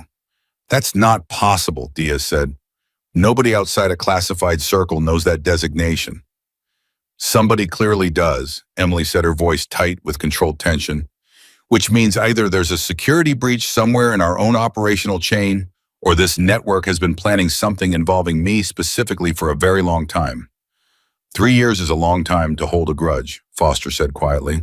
3 years is exactly enough time, Emily said, for an organization that lost their most valuable hostage situation to a single blind shot in a sandstorm to plan revenge with patience instead of panic. Reynolds, who had entered the room moments earlier to check on final preparations, went pale as he absorbed what he was hearing. Emily, if they're specifically targeting you, this changes the entire risk calculation. Command needs to reconsider your field participation. No, Emily said immediately, sharper than she intended. If they specifically want me, that means Marcus Cole and his team are the leverage they're using to draw me in, which means the moment they get what they actually want, Marcus becomes disposable. The weight of that realization settled heavily over the room. If I don't go, Emily said quietly, they have no reason to keep him alive. Cliffhanger the trap. Within the trap, Colonel Reyes arrived within minutes of being briefed on the intercepted communication, her expression sharp with the particular focus of someone rapidly recalculating an entire operational plan. This changes everything, she said. If they're using Cole's team as bait specifically to draw you into that corridor, then the ambush isn't just tactical anymore. It's personal. They want a confrontation with you directly. Then let's give them one, Emily said, on our terms, not theirs. Emily, that's an enormous risk. With respect, Colonel, the risk already exists whether I acknowledge it or not, Emily said. The only question now is whether we walk into their trap blind or whether we use the fact that they've revealed their hand to build a counter to it. Reyes studied her for a long moment, then looked to Reynolds, who gave a small, reluctant nod. Talk me through it, Reyes said finally. Emily leaned over the map again, her mind already racing through possibilities. The same calculating focus that had once found an invisible target through a wall of sand now turning toward an enemy who had made the mistake of revealing they knew her name. If they were watching that corridor expecting me, she said, then I use the alternate approach we already planned. But I also make sure they see exactly what they're expecting to see moving toward that corridor until the last possible moment. A decoy, Diaz said, understanding dawning. A decoy, Emily confirmed. Foster, can you generate a communication signature that mimics my typical field patterns, something they'd pick up on their monitoring equipment moving toward that funnel corridor? I can try, Foster said. It won't be perfect. It doesn't need to be perfect, Emily said. It just needs to buy us enough time to reach Cole's actual position from a direction they're not watching. Mini-climax Elena's question. Word of the developing plan had reached even the recruits still finishing their evaluation nearby, filtered through fragments, overheard, and hushed speculation. Elena Vasquez, the quiet Marine candidate who had partnered with Ryan through the smoke-filled obstacle course, found herself standing near the operations tent during a brief lull, watching the controlled chaos of last-minute mission preparation unfold. You really think she'll be all right? Elena asked Ryan, who had already begun working alongside the analyst processing terrain data. Ryan didn't look up from the satellite image he was studying, cross-referencing elevation changes against the alternate route Emily's team intended to use. I think, he said slowly, that a woman who took a blind shot at 900 meters through a sandstorm probably doesn't need my confidence to survive whatever's waiting for her out there. That's not really an answer. Ryan finally looked up, exhaustion and worry visible in his expression, despite his attempt at composure. No, he admitted, it's not, but it's the only one I've got right now. He turned back to the screen, his fingers already moving to flag a discrepancy in the elevation data that didn't quite match the earlier satellite pass. Wait, he said suddenly, this doesn't add up. Twist the discrepancy. What doesn't add up? Foster asked, glancing over from his own station. This ridge here, Ryan said, pointing to a section of the alternate route Emily's team intended to use. The satellite pass from 6 hours ago shows it as clear terrain, but this thermal imagery from 90 minutes ago is showing heat signatures along the same ridge line that weren't there before. Foster leaned closer, studying the data. You're right, that's new. How many signatures? Emily asked, appearing at Ryan's shoulder so quickly he nearly jumped. 3, maybe 4, Ryan said. Stationary, spaced roughly 40 meters apart. That's not a random pattern. Emily's expression darkened as she studied the thermal data herself. That's an observation post, she said. They're not just watching the obvious corridor. They anticipated we might try an alternate route and positioned a secondary watch position to cover it. They thought of everything, Diaz said grimly. They had 3 years to think of everything, Emily said, which means we need a third option. Something they haven't had time to anticipate because it doesn't exist yet. She stared at the map for a long moment, the weight of the decision pressing visibly against her exhausted features. Caldwell, she said finally. Good catch. That discrepancy might have saved 4 lives tonight. Ryan felt something complicated settle in his chest, pride mixed with fear, mixed with a sudden, overwhelming realization that the stakes of what he was doing had just become terrifyingly real. Mini-climax, a new plan forms.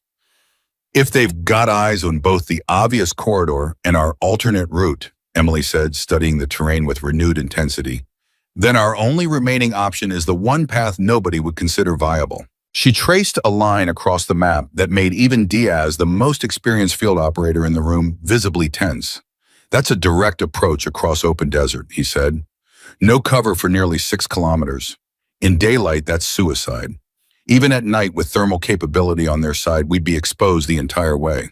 Which is exactly why they wouldn't expect it, Emily said. Nobody sane approaches a fortified position across 6 kilometers of open ground with 0 cover. That's precisely the kind of decision that only makes sense if you're desperate enough or confident enough to bet everything on being underestimated one more time. Emily, Reynolds said quietly, that's an enormous gamble. Everything about tonight is an enormous gamble, Emily said. The only question is which gamble gives Marcus Cole the best chance of still being alive when we reach him. Colonel Reyes studied the proposed route for a long, tense moment before finally exhaling. I'll authorize additional air support standing by for immediate extraction if the approach is detected. But Carter, if this goes wrong, there's no fallback plan. You understand that? I understand it, Emily said. I've understood exactly that kind of stakes before. It's the only kind of stakes that's ever actually mattered in this line of work. Cliffhanger final preparations. As the team completed final equipment checks, Emily found a quiet moment near the edge of the operations tent, checking the weight and function of her rifle with the same methodical care she'd shown that morning on the training range an entire lifetime ago. It now felt like, though, barely 12 hours had actually passed. Jenna Ruiz approached hesitantly, still in her training gear, dirt and sweat from the day's exercises still visible on her uniform. Ma'am, she said quietly, I know I'm not part of this. I know I don't have any right to ask, but is there anything I can do? Emily looked up, something softening slightly in her exhausted expression at the sincerity in the young recruit's voice. There is actually, she said. Stay ready. Whatever happens tonight, this evaluation continues tomorrow, and the day after that, and the day after that. The lessons don't stop just because tonight is dangerous. If anything, tonight is exactly why those lessons matter. That's not really what I meant. I know what you meant, Emily said gently, and I appreciate it more than you probably realize. But the best thing you can do for me right now is become exactly the kind of operator who someday makes a night like this a little less necessary. Someone whose team never gets ambushed in the first place because you've learned to see the traps before they're sprung. Jenna nodded, throat tight with emotion she didn't fully understand. Emily finished checking her gear, slung her rifle across her back, and pulled her torn jacket tighter against the growing evening chill. The same jacket that had been mocked at dawn, that had survived a sandstorm 3 years earlier, that now carried her one final time toward a corridor of desert where an old enemy waited, believing they finally understood exactly how to draw out the ghost that had haunted them for 3 long years. She was wrong about one thing, though, and Emily intended to make absolutely certain they discovered exactly how wrong before the night was finished. Twist the helicopter lifts off. The transport helicopter's rotors began spinning up as the final light of day bled out of the desert sky. its dull roar swallowing the last quiet moments before departure. Emily climbed aboard alongside Diaz, Foster, and Ochoa, each of them checking gear one final time with the practiced efficiency of professionals who understood exactly what waited ahead. Reynolds stood at the edge of the landing zone, watching with an expression that carried 6 years of professional respect mixed with something far more personal. "Bring them home," he called over the rotor noise. "Always intended to," Emily called back. As the helicopter lifted off into the darkening sky, Emily caught one final glimpse of the training range below the recruits standing in a loose formation, watching her departure of Ryan Caldwell, standing slightly apart from the others, still wearing the intense, focused expression of someone determined to prove that the lesson from that morning had truly changed him. She thought of Danny Okafor of the Storm 3 years ago, of Marcus Cole's voice cracking with pain and determination over a broken radio signal. She thought of the torn jacket wrapped tight around her shoulders, carrying every scar and every lesson from every impossible moment that had brought her to exactly this point. The helicopter banked east toward the darkening horizon, toward a corridor of desert, where an enemy believed they had finally set the perfect trap.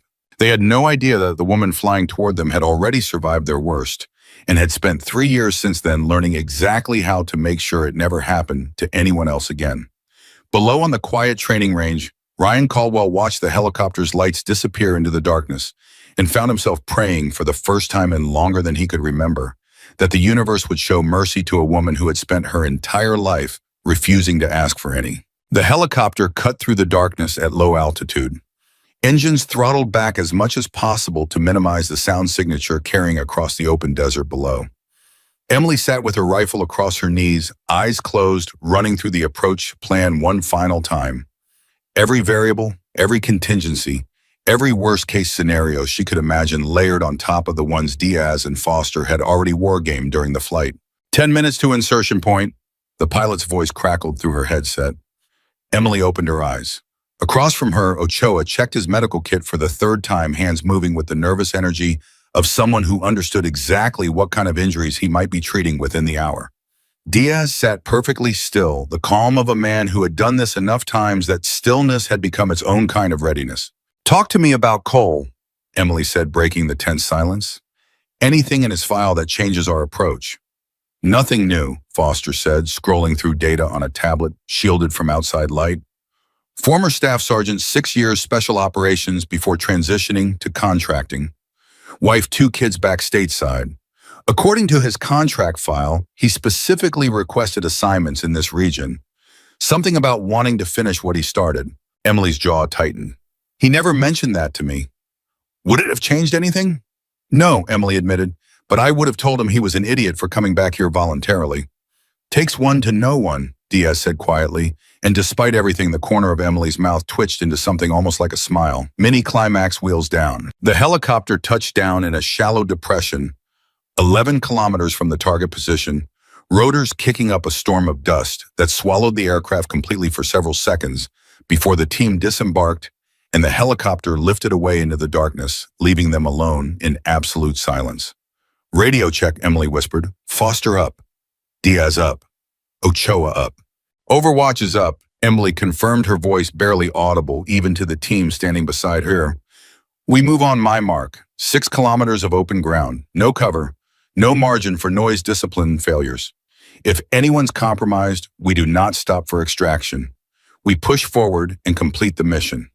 "Understood." 3 quiet affirmations answered her. They moved into the darkness in a staggered formation, low and fast boots finding silent purchase on hardened desert earth that Emily had memorized down to the smallest terrain feature during the flight. Every 100 meters she paused, scanning the horizon through her night vision, checking for any sign that their approach had been detected. Nothing. Just silent stars and the growing weight of 6 kilometers stretching out ahead of them like an accusation. "You doing all right?" Diaz asked quietly during one of their brief pauses, noticing the slight favor Emily was giving her left ankle. "I'm fine. That's the same thing you told your spotter 3 years ago, right before an explosion nearly took your arm off," Diaz said. "Forgive me if I don't fully trust the word fine coming from you." Emily allowed herself a small, tired breath of amusement.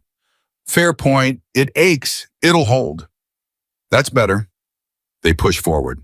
Mini-climax, the first sign of trouble. 2 kilometers from the target position, Foster's hand shot up sharply, freezing the entire formation in place. Movement, he whispered, pointing toward a low ridge nearly 400 meters ahead. 2 figures stationary elevated position. Emily raised her scope, scanning the darkness until she found them, 2 silhouettes crouched behind a rocky outcropping. Weapons visible even through the grainy green tint of night vision. "That's not the observation post Caldwell flagged," she whispered. "That's a new position, closer to the target than anything we mapped." "They adding security?" Diaz asked. "Or they're expecting company," Emily said grimly. She studied the 2 figures for a long moment, calculating angles, distances, when the same instinctive process that had once found an invisible target through a wall of sand. "We go around," she decided. "Wide swing east adds 20 minutes but keeps us out of their sightline." 20 minutes we don't necessarily have," Foster said quietly. 20 minutes is better than a compromised approach," Emily said. "Move. Twist contact." They had covered barely 300 meters of the detour when the radio in Foster's earpiece crackled with a transmission that made his entire body go rigid. He held up a fist, freezing the team, then pressed his hand against his earpiece, listening intently for several agonizing seconds before turning to Emily with an expression that told her everything before he even spoke. "Command's picking up radio chatter from the target compound," he whispered. "Encrypted, but the pattern analyst flagged increased activity in the last 4 minutes. Something's happening." "What kind of something?" "They don't know yet. Could be a shift change, could be..." A distant sound cut through the desert silence, sharp and unmistakable even at this distance. Gunfire. Emily's blood went cold, the sound dragging her mind instantly back to a sandstorm 3 years earlier, to a radio crackling with the same terrible noise, to Marcus Cole's voice fracturing with pain and desperation. "That's not us," Diaz said, weapon already raised, scanning the darkness. "That's coming from the compound." "They're not shooting at anyone approaching," Emily said, her voice tight with dawning horror. "That's execution style. Controlled bursts, not a firefight." "You think they're..." Ochoa couldn't finish the sentence. "I think," Emily said, already moving, discipline overriding the panic clawing at her chest, "that we do not have 20 minutes anymore. Diaz, Foster, we take the direct route. Ochoa, stay 50 meters behind us with medical gear ready. If this goes bad, I need you able to move fast without exposure." "Emily, the direct route puts us in view of that observation post." "I am aware of that, Diaz." Move, mini-climax, racing against time. They ran now, discipline bending under the weight of urgency, boots pounding against hardened earth as the compound silhouette grew larger against the star-filled horizon. Emily's ankles screamed with every stride, old injury reawakened by the punishing pace, but she pushed the pain into some distant corner of her mind and kept moving. "Position acquired," Diaz whispered as they reached a low ridge overlooking the compound from 400 meters out. "I count 6 hostiles moving agitated. That's not standard patrol behavior." Emily raised her scope, scanning across the compound's interior through gaps in the perimeter wall, searching desperately for any sign of Cole and his team. There, 4 figures kneeling in the compound's central courtyard, hands bound, surrounded by armed men whose body language radiated barely controlled aggression. "I have eyes on the hostages," Emily whispered. "All 4 alive, but this is deteriorating fast." "What are they doing?" Foster asked. Emily studied the scene for a horrifying, clarifying second, and understanding crashed over her like ice water. "They're staging an execution," she said. "They know we're close. Somebody tipped them off, or they detected something during our approach. They're not waiting for a negotiation anymore. They're making sure that if this rescue happens at all, it happens too late to matter. Twist the impossible choice." "We need immediate action," Emily said, already calculating angles, distances, the exact geometry of an impossible shot she'd been forced to take once before. "Diaz, I need eyes on that gunman closest to Cole, the one giving orders." "Got him," Diaz confirmed. Center of the group elevated slightly on a raised platform. "That's 400 meters moderate elevation change, and I have 3 other armed hostiles within 20 feet of the hostages," Emily said, voice tight with controlled focus. "If I miss, or if this goes loud too early, they execute all 4 before we can move." "What's the play?" Foster asked. Emily's mind raced through every option, every variable, every lesson learned across a lifetime spent making decisions in exactly these kinds of impossible margins. "I take the lead gunman first," she said. The moment he drops Diaz, you and Foster move on the two nearest the hostages before they can react. Ochoa, the second you hear the first shot, you're moving in for medical support. This has to happen in under 8 seconds from first shot to full engagement, or we lose the element of surprise completely. 8 seconds, Diaz repeated. That's aggressive. 8 seconds is generous, Emily said. We might have 4. She settled into position, the familiar weight of the rifle against her shoulder, bringing back memories she'd spent 3 years trying to both honor and outrun. Below in the compound courtyard, Marcus Cole knelt with his head bowed, blood visible on his shirt, from an untreated wound, his posture radiating the particular exhaustion of a man who had accepted the worst outcome and was simply waiting for it to arrive. Emily's finger found the trigger. I'm coming, Marcus. Just hold on a few more seconds. Mini-climax the shot. Wind's calm, Diaz whispered. Clean shot, no obstruction. Emily exhaled slowly, every ounce of pain in her ankle, every year of accumulated grief for Danny Okafor, every lesson she'd taught a formation of recruits just 12 hours earlier about the difference between confidence and readiness, all of it narrowed down into a single focus point of absolute clarity.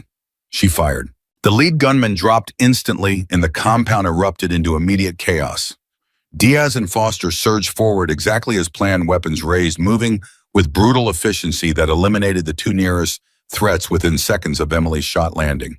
But the third gunman, the one Emily hadn't had a clean angle on, spun toward the hostages with his weapon raised, and for one horrifying, suspended moment, Emily watched through her scope as his finger tightened against the trigger, aimed directly at Marcus Cole's kneeling form.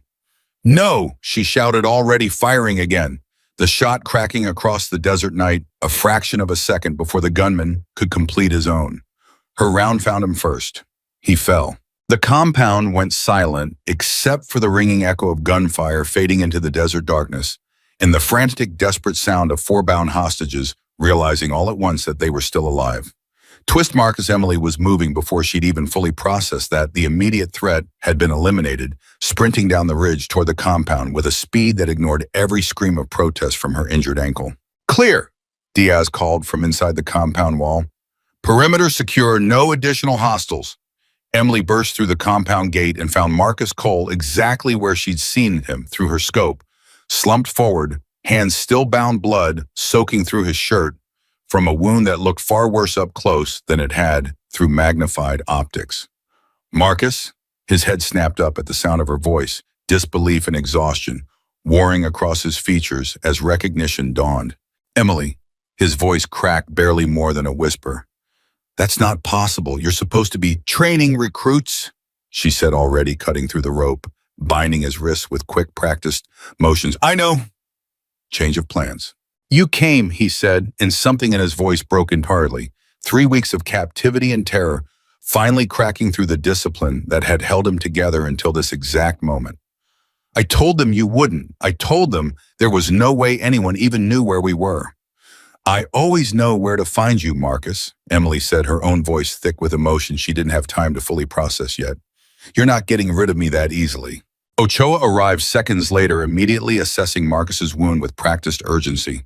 Gunshot through and through, missed anything critical, but he's lost significant blood. We need extraction now. Choppers inbound, Foster confirmed, already relaying coordinates through his radio. 6 minutes, mini-climax. The others, while Ochoa worked on Marcus, Diaz and Foster freed the 3 remaining contractors, all of them shaken, exhausted, bearing various minor injuries from their captivity, but alive, unmistakably, impossibly alive. How did you find us? One of them asked, staring at Emily like she was some kind of apparition conjured directly out of desperate hope. Satellite analysis, terrain assessment in a training recruit who caught a thermal imaging discrepancy. Nobody else noticed, Emily said. You can thank him personally when we're back stateside.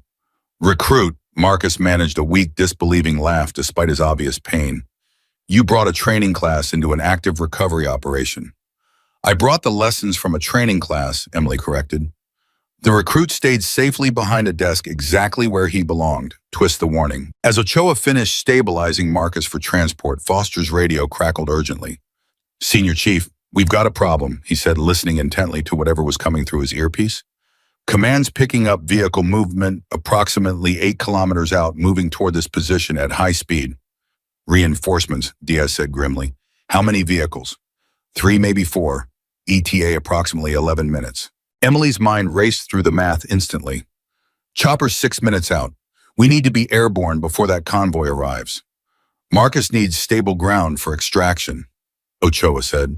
Moving him now risks reopening this wound.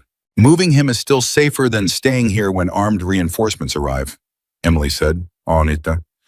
Prep him for immediate transport. Everyone else defensive positions at the compound perimeter. If that convoy arrives before our extraction, we hold this position exactly long enough to get everyone airborne. Mini-climax preparing for the worst. The team scrambled into position, adrenaline overriding exhaustion, as they fortified the compound's perimeter, using whatever cover the crude structure offered. Emily found a position along the eastern wall, scanning the darkness, where the approaching convoy would eventually appear, her rifle steady, despite the accumulated fatigue of the last several hours. You good? Diaz called from a nearby position. I'm always good, Emily said. It's the only setting I know how to operate in. That's not healthy. Neither is getting shot at repeatedly for a living, but here we are. Despite the tension, a strained laugh passed between them, the particular gallows humor that only exists among people who've learned to find levity in the exact moments that terrify them most. Marcus, propped against the compound wall while Ochoa monitored his vitals, watched Emily with an expression of profound gratitude mixed with obvious concern. You didn't have to come back into the field for this, he said quietly. Reynolds told me you transitioned to training. You could have stayed stateside, sent someone else. I could have, Emily agreed, but some debts you pay in person. I don't owe you a debt, Emily. You already saved my life once, and I'll keep saving it as many times as it takes, Emily said. That's not a debt, Marcus. That's just who I decided to be after that night in the storm. Twist convoy sighted. Vehicles visible, Diaz called out sharply. 6 kilometers closing fast. Chopper's 3 minutes out, Foster confirmed. That's cutting it close, Emily said, calculating rapidly. Diaz, Foster, hold this perimeter. I want early warning if they accelerate their approach. The next 3 minutes stretched into what felt like an eternity, every second measured against the growing rumble of approaching vehicle engines and the distant, thankfully growing sound of helicopter rotors cutting through the night air. Choppers inbound, 90 seconds, Foster called. Convoys 2 kilometers out and closing. Diaz reported tension evident in every syllable. Ochoa, get Marcus ready for immediate transport the second that helicopter touches down, Emily ordered. We do not have time for a gentle loading process. Understood. The helicopter descended into the compound's central courtyard in a violent storm of dust and noise, rotors kicking up debris that stung against exposed skin. Emily helped Ochoa move Marcus toward the aircraft, his weight heavier than expected, his breathing shallow but steady. Almost there, Marcus, she said, half shouting over the rotor noise. Almost home. Mini-climax the final moments on the ground. Convoys visible, Diaz shouted, already backing toward the helicopter while maintaining suppressive positioning. 1 kilometer in closing. The 3 freed contractors scrambled aboard, first followed by Ochoa, still monitoring Marcus's vitals even as they moved. Foster provided covering fire toward the darkness where the approaching convoy's headlights had just become visible, cresting a distant ridge. Emily, move, Diaz shouted. Emily hesitated for one final second, scanning the compound one last time. Some old instinct refusing to let her leave without absolute certainty that nothing had been left behind, that everyone who needed extraction was accounted for. Satisfied, she sprinted toward the helicopter, boots pounding against the compound's dusty ground as headlights from the approaching convoy swept across the terrain behind her. She threw herself aboard just as the helicopter began lifting off the ground, falling away beneath them, as the pilot banked sharply, gaining altitude and distance from the compound at maximum speed. Below, Emily watched through the open door as the convoy arrived at the now empty compound, seconds too late, headlights illuminating nothing but abandoned structures and the aftermath of a rescue they'd failed to prevent. We made it, Foster said, disbelief evident in his exhausted voice. We actually made it. Twist Marcus's confession as the helicopter climbed into the night sky, leaving the compound and its convoy of reinforcements far behind. Marcus reached weakly for Emily's hand, his grip surprisingly strong despite his injuries. There's something you need to know, he said, voice strained but urgent, about why they specifically wanted you. Emily leaned closer, straining to hear him over the rotor noise. What do you mean? They didn't just randomly target a security contracting team, Marcus said. They knew who I was, knew my history with you. This whole operation, the ambush, the diverted route, that all of it was designed specifically to draw you back into this region. I know, Emily said grimly. We intercepted communications mentioning my designation. There's more, Marcus said, his expression tightening with something that looked almost like guilt. They have a new leader, someone who took over the network after the man you took out 3 years ago. And Emily, he paused, gathering strength for what he needed to say next. They told me his name before all this happened, before they tried to use me as bait. What name? Marcus's grip tightened on her hand. He goes by Al-Rashid now, he said. But 3 years ago, before he took command of this network, he had a different name. He was the man's son, the commander you eliminated during our extraction. This isn't just retaliation for a failed operation, Emily. This is his son, hunting you down for revenge. Cliffhanger, a new threat revealed. The helicopter cabin went quiet except for the roar of rotors, every person aboard absorbing the weight of what Marcus had just revealed. Emily sat back, processing the information with the same controlled focus she brought to every impossible calculation, but something in her expression had shifted the recognition that tonight's victory, however hard won, had not actually closed the chapter she'd believed was finished. He's not going to stop, she said quietly. Is he? No, Warstrom, Marcus said. Based on what I overheard during captivity, this was supposed to be the beginning, not the end. They wanted you drawn into this region specifically so they could study your tactics, your patterns before making a more permanent move. Foster exchanged a grim look with Diaz. That's not something we handle at the field team level. Command needs to know immediately. They will, Emily said, the second we land. She looked out at this darkness, rushing past the open helicopter door, at the desert that had once nearly taken everything from her and had now returned Marcus Cole to her exactly as she'd promised herself she would 3 years and 1 impossible shot ago. But somewhere out there in that same unforgiving landscape, a new enemy had emerged from the ashes of the old one, carrying a grudge that predated tonight's rescue by 3 long years, patient and calculating in exactly the way his father had never managed to be. Mini-climax. Return to base. The helicopter touched down at the forward operating base just before dawn, medical personnel rushing forward to receive Marcus and the other rescued contractors, the controlled chaos of a successful extraction unfolding around Emily as she finally allowed herself to feel the full weight of exhaustion that had been held at bay by pure adrenaline for the last several hours.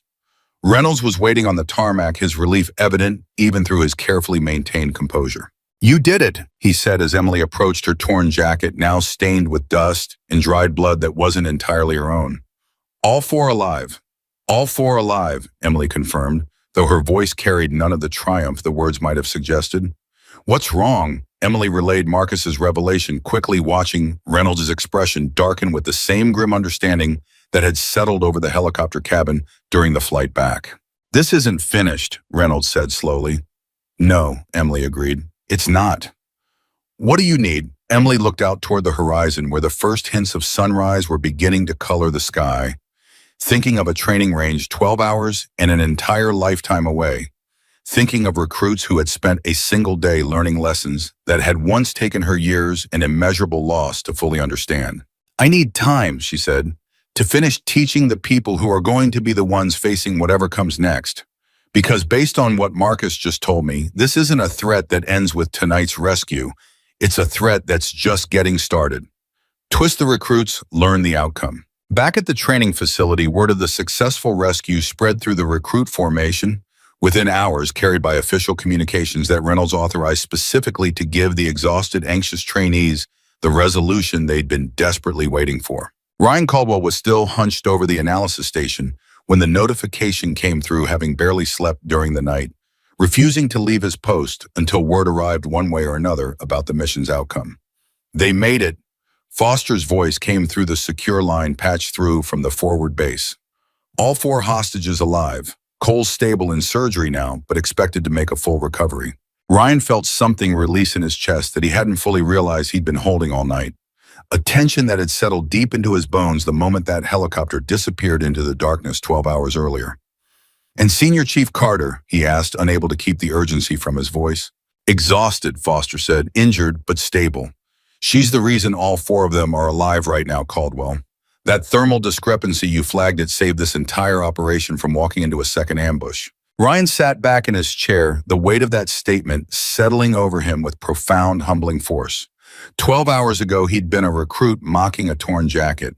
Now, in some small but genuinely significant way, he'd contributed to saving 4 lives on the other side of the world. Mini-climax, Jenna's relief. Jenna Ruiz received the news standing near the same rope course where she'd watched Emily walk toward the command tent the previous afternoon, and the relief that flooded through her was so overwhelming that she had to sit down in the dirt for a moment, hands pressed against her face, allowing herself the release of emotion she'd been suppressing since Emily's helicopter disappeared into the darkness. "She's alive," Tommy said, finding her there moments later, his own eyes red-rimmed with exhaustion and relief.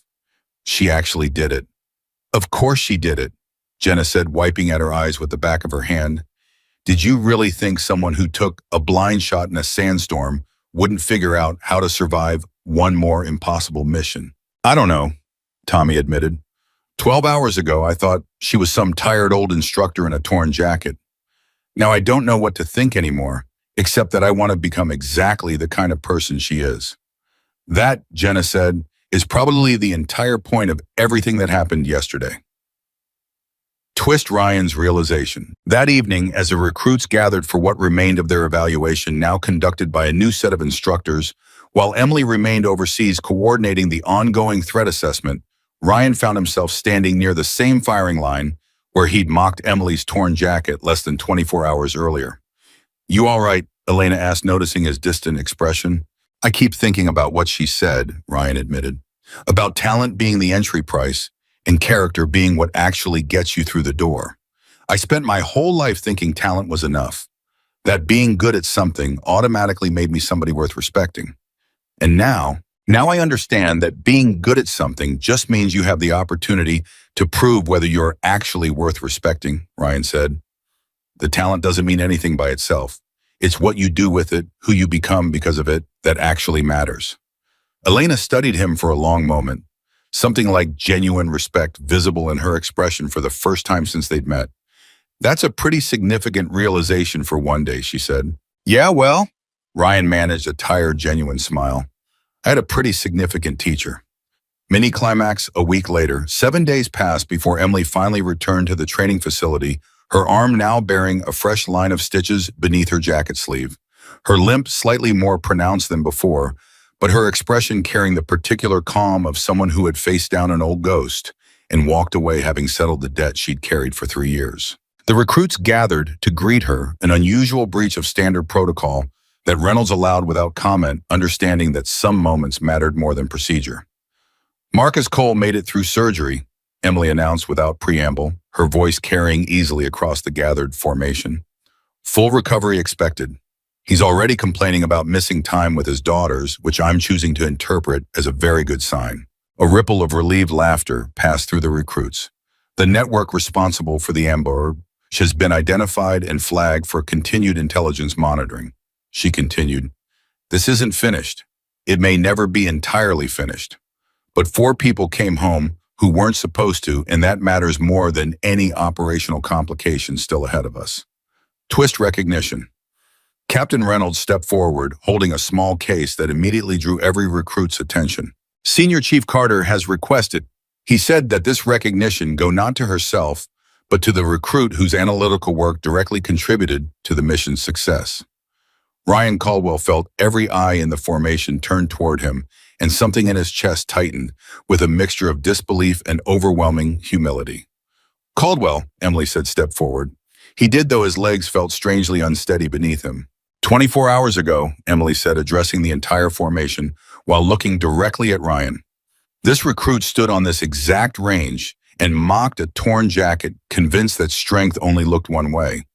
He was wrong, and to his enormous credit, he learned that lesson faster and more completely than any recruit I've evaluated in years." She opened the case, revealing a small commendation medal inside. "This isn't standard issue for a training evaluation," she said. "Command doesn't typically recognize training recruits for operational contributions. But when a recruit's analytical instincts directly prevent an ambush, that would have cost 4 lives protocol becomes significantly less important than simply doing what's right. Ryan accepted the medal with hands that weren't entirely steady, throat too tight to manage more than a quiet, sincere thank you. Mini climax, the jacket's final lesson.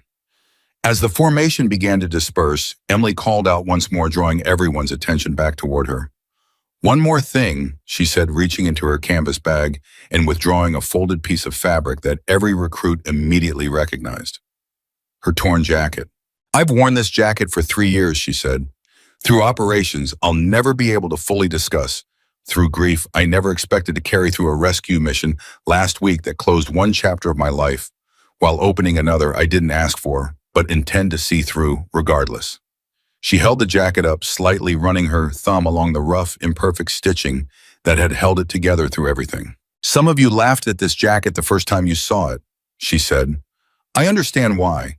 It doesn't look impressive. It doesn't look like something a legend would wear.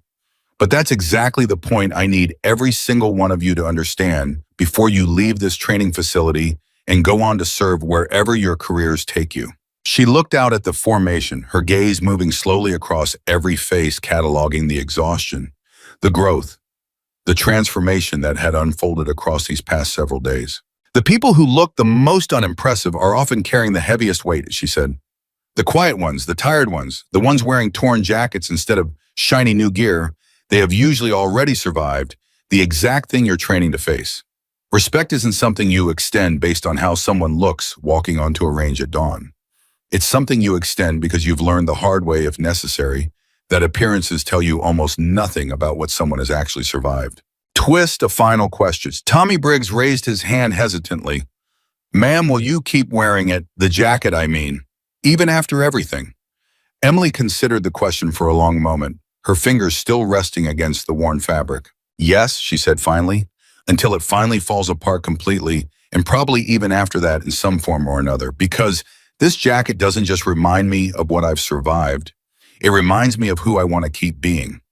Someone who chooses to show up imperfect and scarred and exhausted instead of hiding behind something polished and new that doesn't actually mean anything." She pulled the jacket back over her shoulders, the familiar weight settling into place, torn sleeve and rough stitching, and all the history it carried. "Every one of you is going to face a moment," she said, "where someone underestimates you because of how you look, how tired you seem, how unimpressive your circumstances appear on the surface. When that happens, I want you to remember this range. I want you to remember that the people who matter most rarely announce themselves loudly. They simply show up, do the work, and let their actions speak for everything their appearance never could." Mini climax, Ryan's question. "Ma'am," Ryan said, "what happens now to the network, I mean, to Al-Rashid?" Emily's expression grew serious, the weight of an unfinished chapter settling visibly across her tired features. "Now," she said, "we watch, we prepare, and we make sure that the next generation of operators, people like all of you, are ready for whatever comes next. Because some threats don't end cleanly. Some stories don't wrap up with a neat resolution. Sometimes the best you can do is make sure you're stronger, smarter, and more prepared than you were yesterday, and trust that preparation to carry you through whatever tomorrow decides to bring." "That's not a very comforting answer," Elena said quietly. "No," Emily agreed. "It's not comforting, but it's honest. And I'd rather give you honesty than false comfort, because false comfort gets people killed just as surely as arrogance does." Twist the legacy continues. Weeks later, as the training class finally graduated and dispersed to their respective assignments across various branches of service, Emily stood once more on the same range where this entire journey had begun, watching a new class of recruits arrive for their own evaluation, young, confident, entirely unaware of what awaited them. Reynolds approached watching the new arrivals with the same weathered patience he'd shown throughout Emily's own evaluation weeks earlier. "Ready for round 2, he asked. "Always," Emily said. "You know, Reynolds said Caldwell requested a transfer, wants to work under your training program permanently once he completes his current assignment. Says he wants to help teach the lesson he learned firsthand." Emily allowed herself a small, genuine smile. "Good. We'll need people like him. People who've actually been humbled enough to teach humility honestly instead of just reciting it from a manual." She watched the new recruits gather at the edge of the range, young and eager, and completely unaware that the tired woman in the torn jacket walking toward them carried enough hard-won wisdom to change every single one of their lives if they were willing to actually listen. One of the new recruits, a young man with the same overconfident swagger Ryan Caldwell had once carried, elbowed his neighbor and gestured toward Emily with an expression of obvious dismissive amusement. Emily noticed. She always noticed. She simply kept walking, unhurried, unbothered, carrying the same quiet patience that had once turned an entire formation's mockery into profound, lasting respect. Because she understood something now that she hadn't fully grasped even 3 years earlier, standing in a sandstorm making an impossible shot to save 6 lives. Some lessons had to be learned again and again with every new class, every new generation of recruits who walked onto a training range believing that confidence alone would carry them through anything life could throw at them. And every single time she would be ready to teach them otherwise. The torn jacket settled against her shoulders as she reached the new formation, scars hidden beneath worn fabric, 3 years of grief and triumph and hard-earned wisdom carried quietly in every rough stitch and faded patch. "Good morning," she said, her voice calm and level, carrying easily across the assembled recruits. "My name is Senior Chief Emily Carter, and before this evaluation is finished, every single one of you is going to learn the difference between confidence and character." Somewhere in the formation, a young recruit smirked, already convinced he understood exactly what kind of morning this was going to be. He had absolutely no idea. And that more than any medal, any classified mission, any impossible shot fired blind through a storm was exactly the legacy Emily Carter had chosen to carry forward. One torn jacket, one humbled recruit, one saved life at a time for as long as she possibly could. Because true strength was never about being seen. It was about showing up anyway, especially when nobody was watching, especially when nobody believed you had anything left to prove. And Emily Carter, the woman they once laughed at, the woman who carried a nation's quiet gratitude beneath a torn and battered jacket, would keep showing up for exactly as long as somebody somewhere needed a reminder that the most dangerous, most respected, most quietly courageous people in any room are rarely the ones announcing themselves the loudest.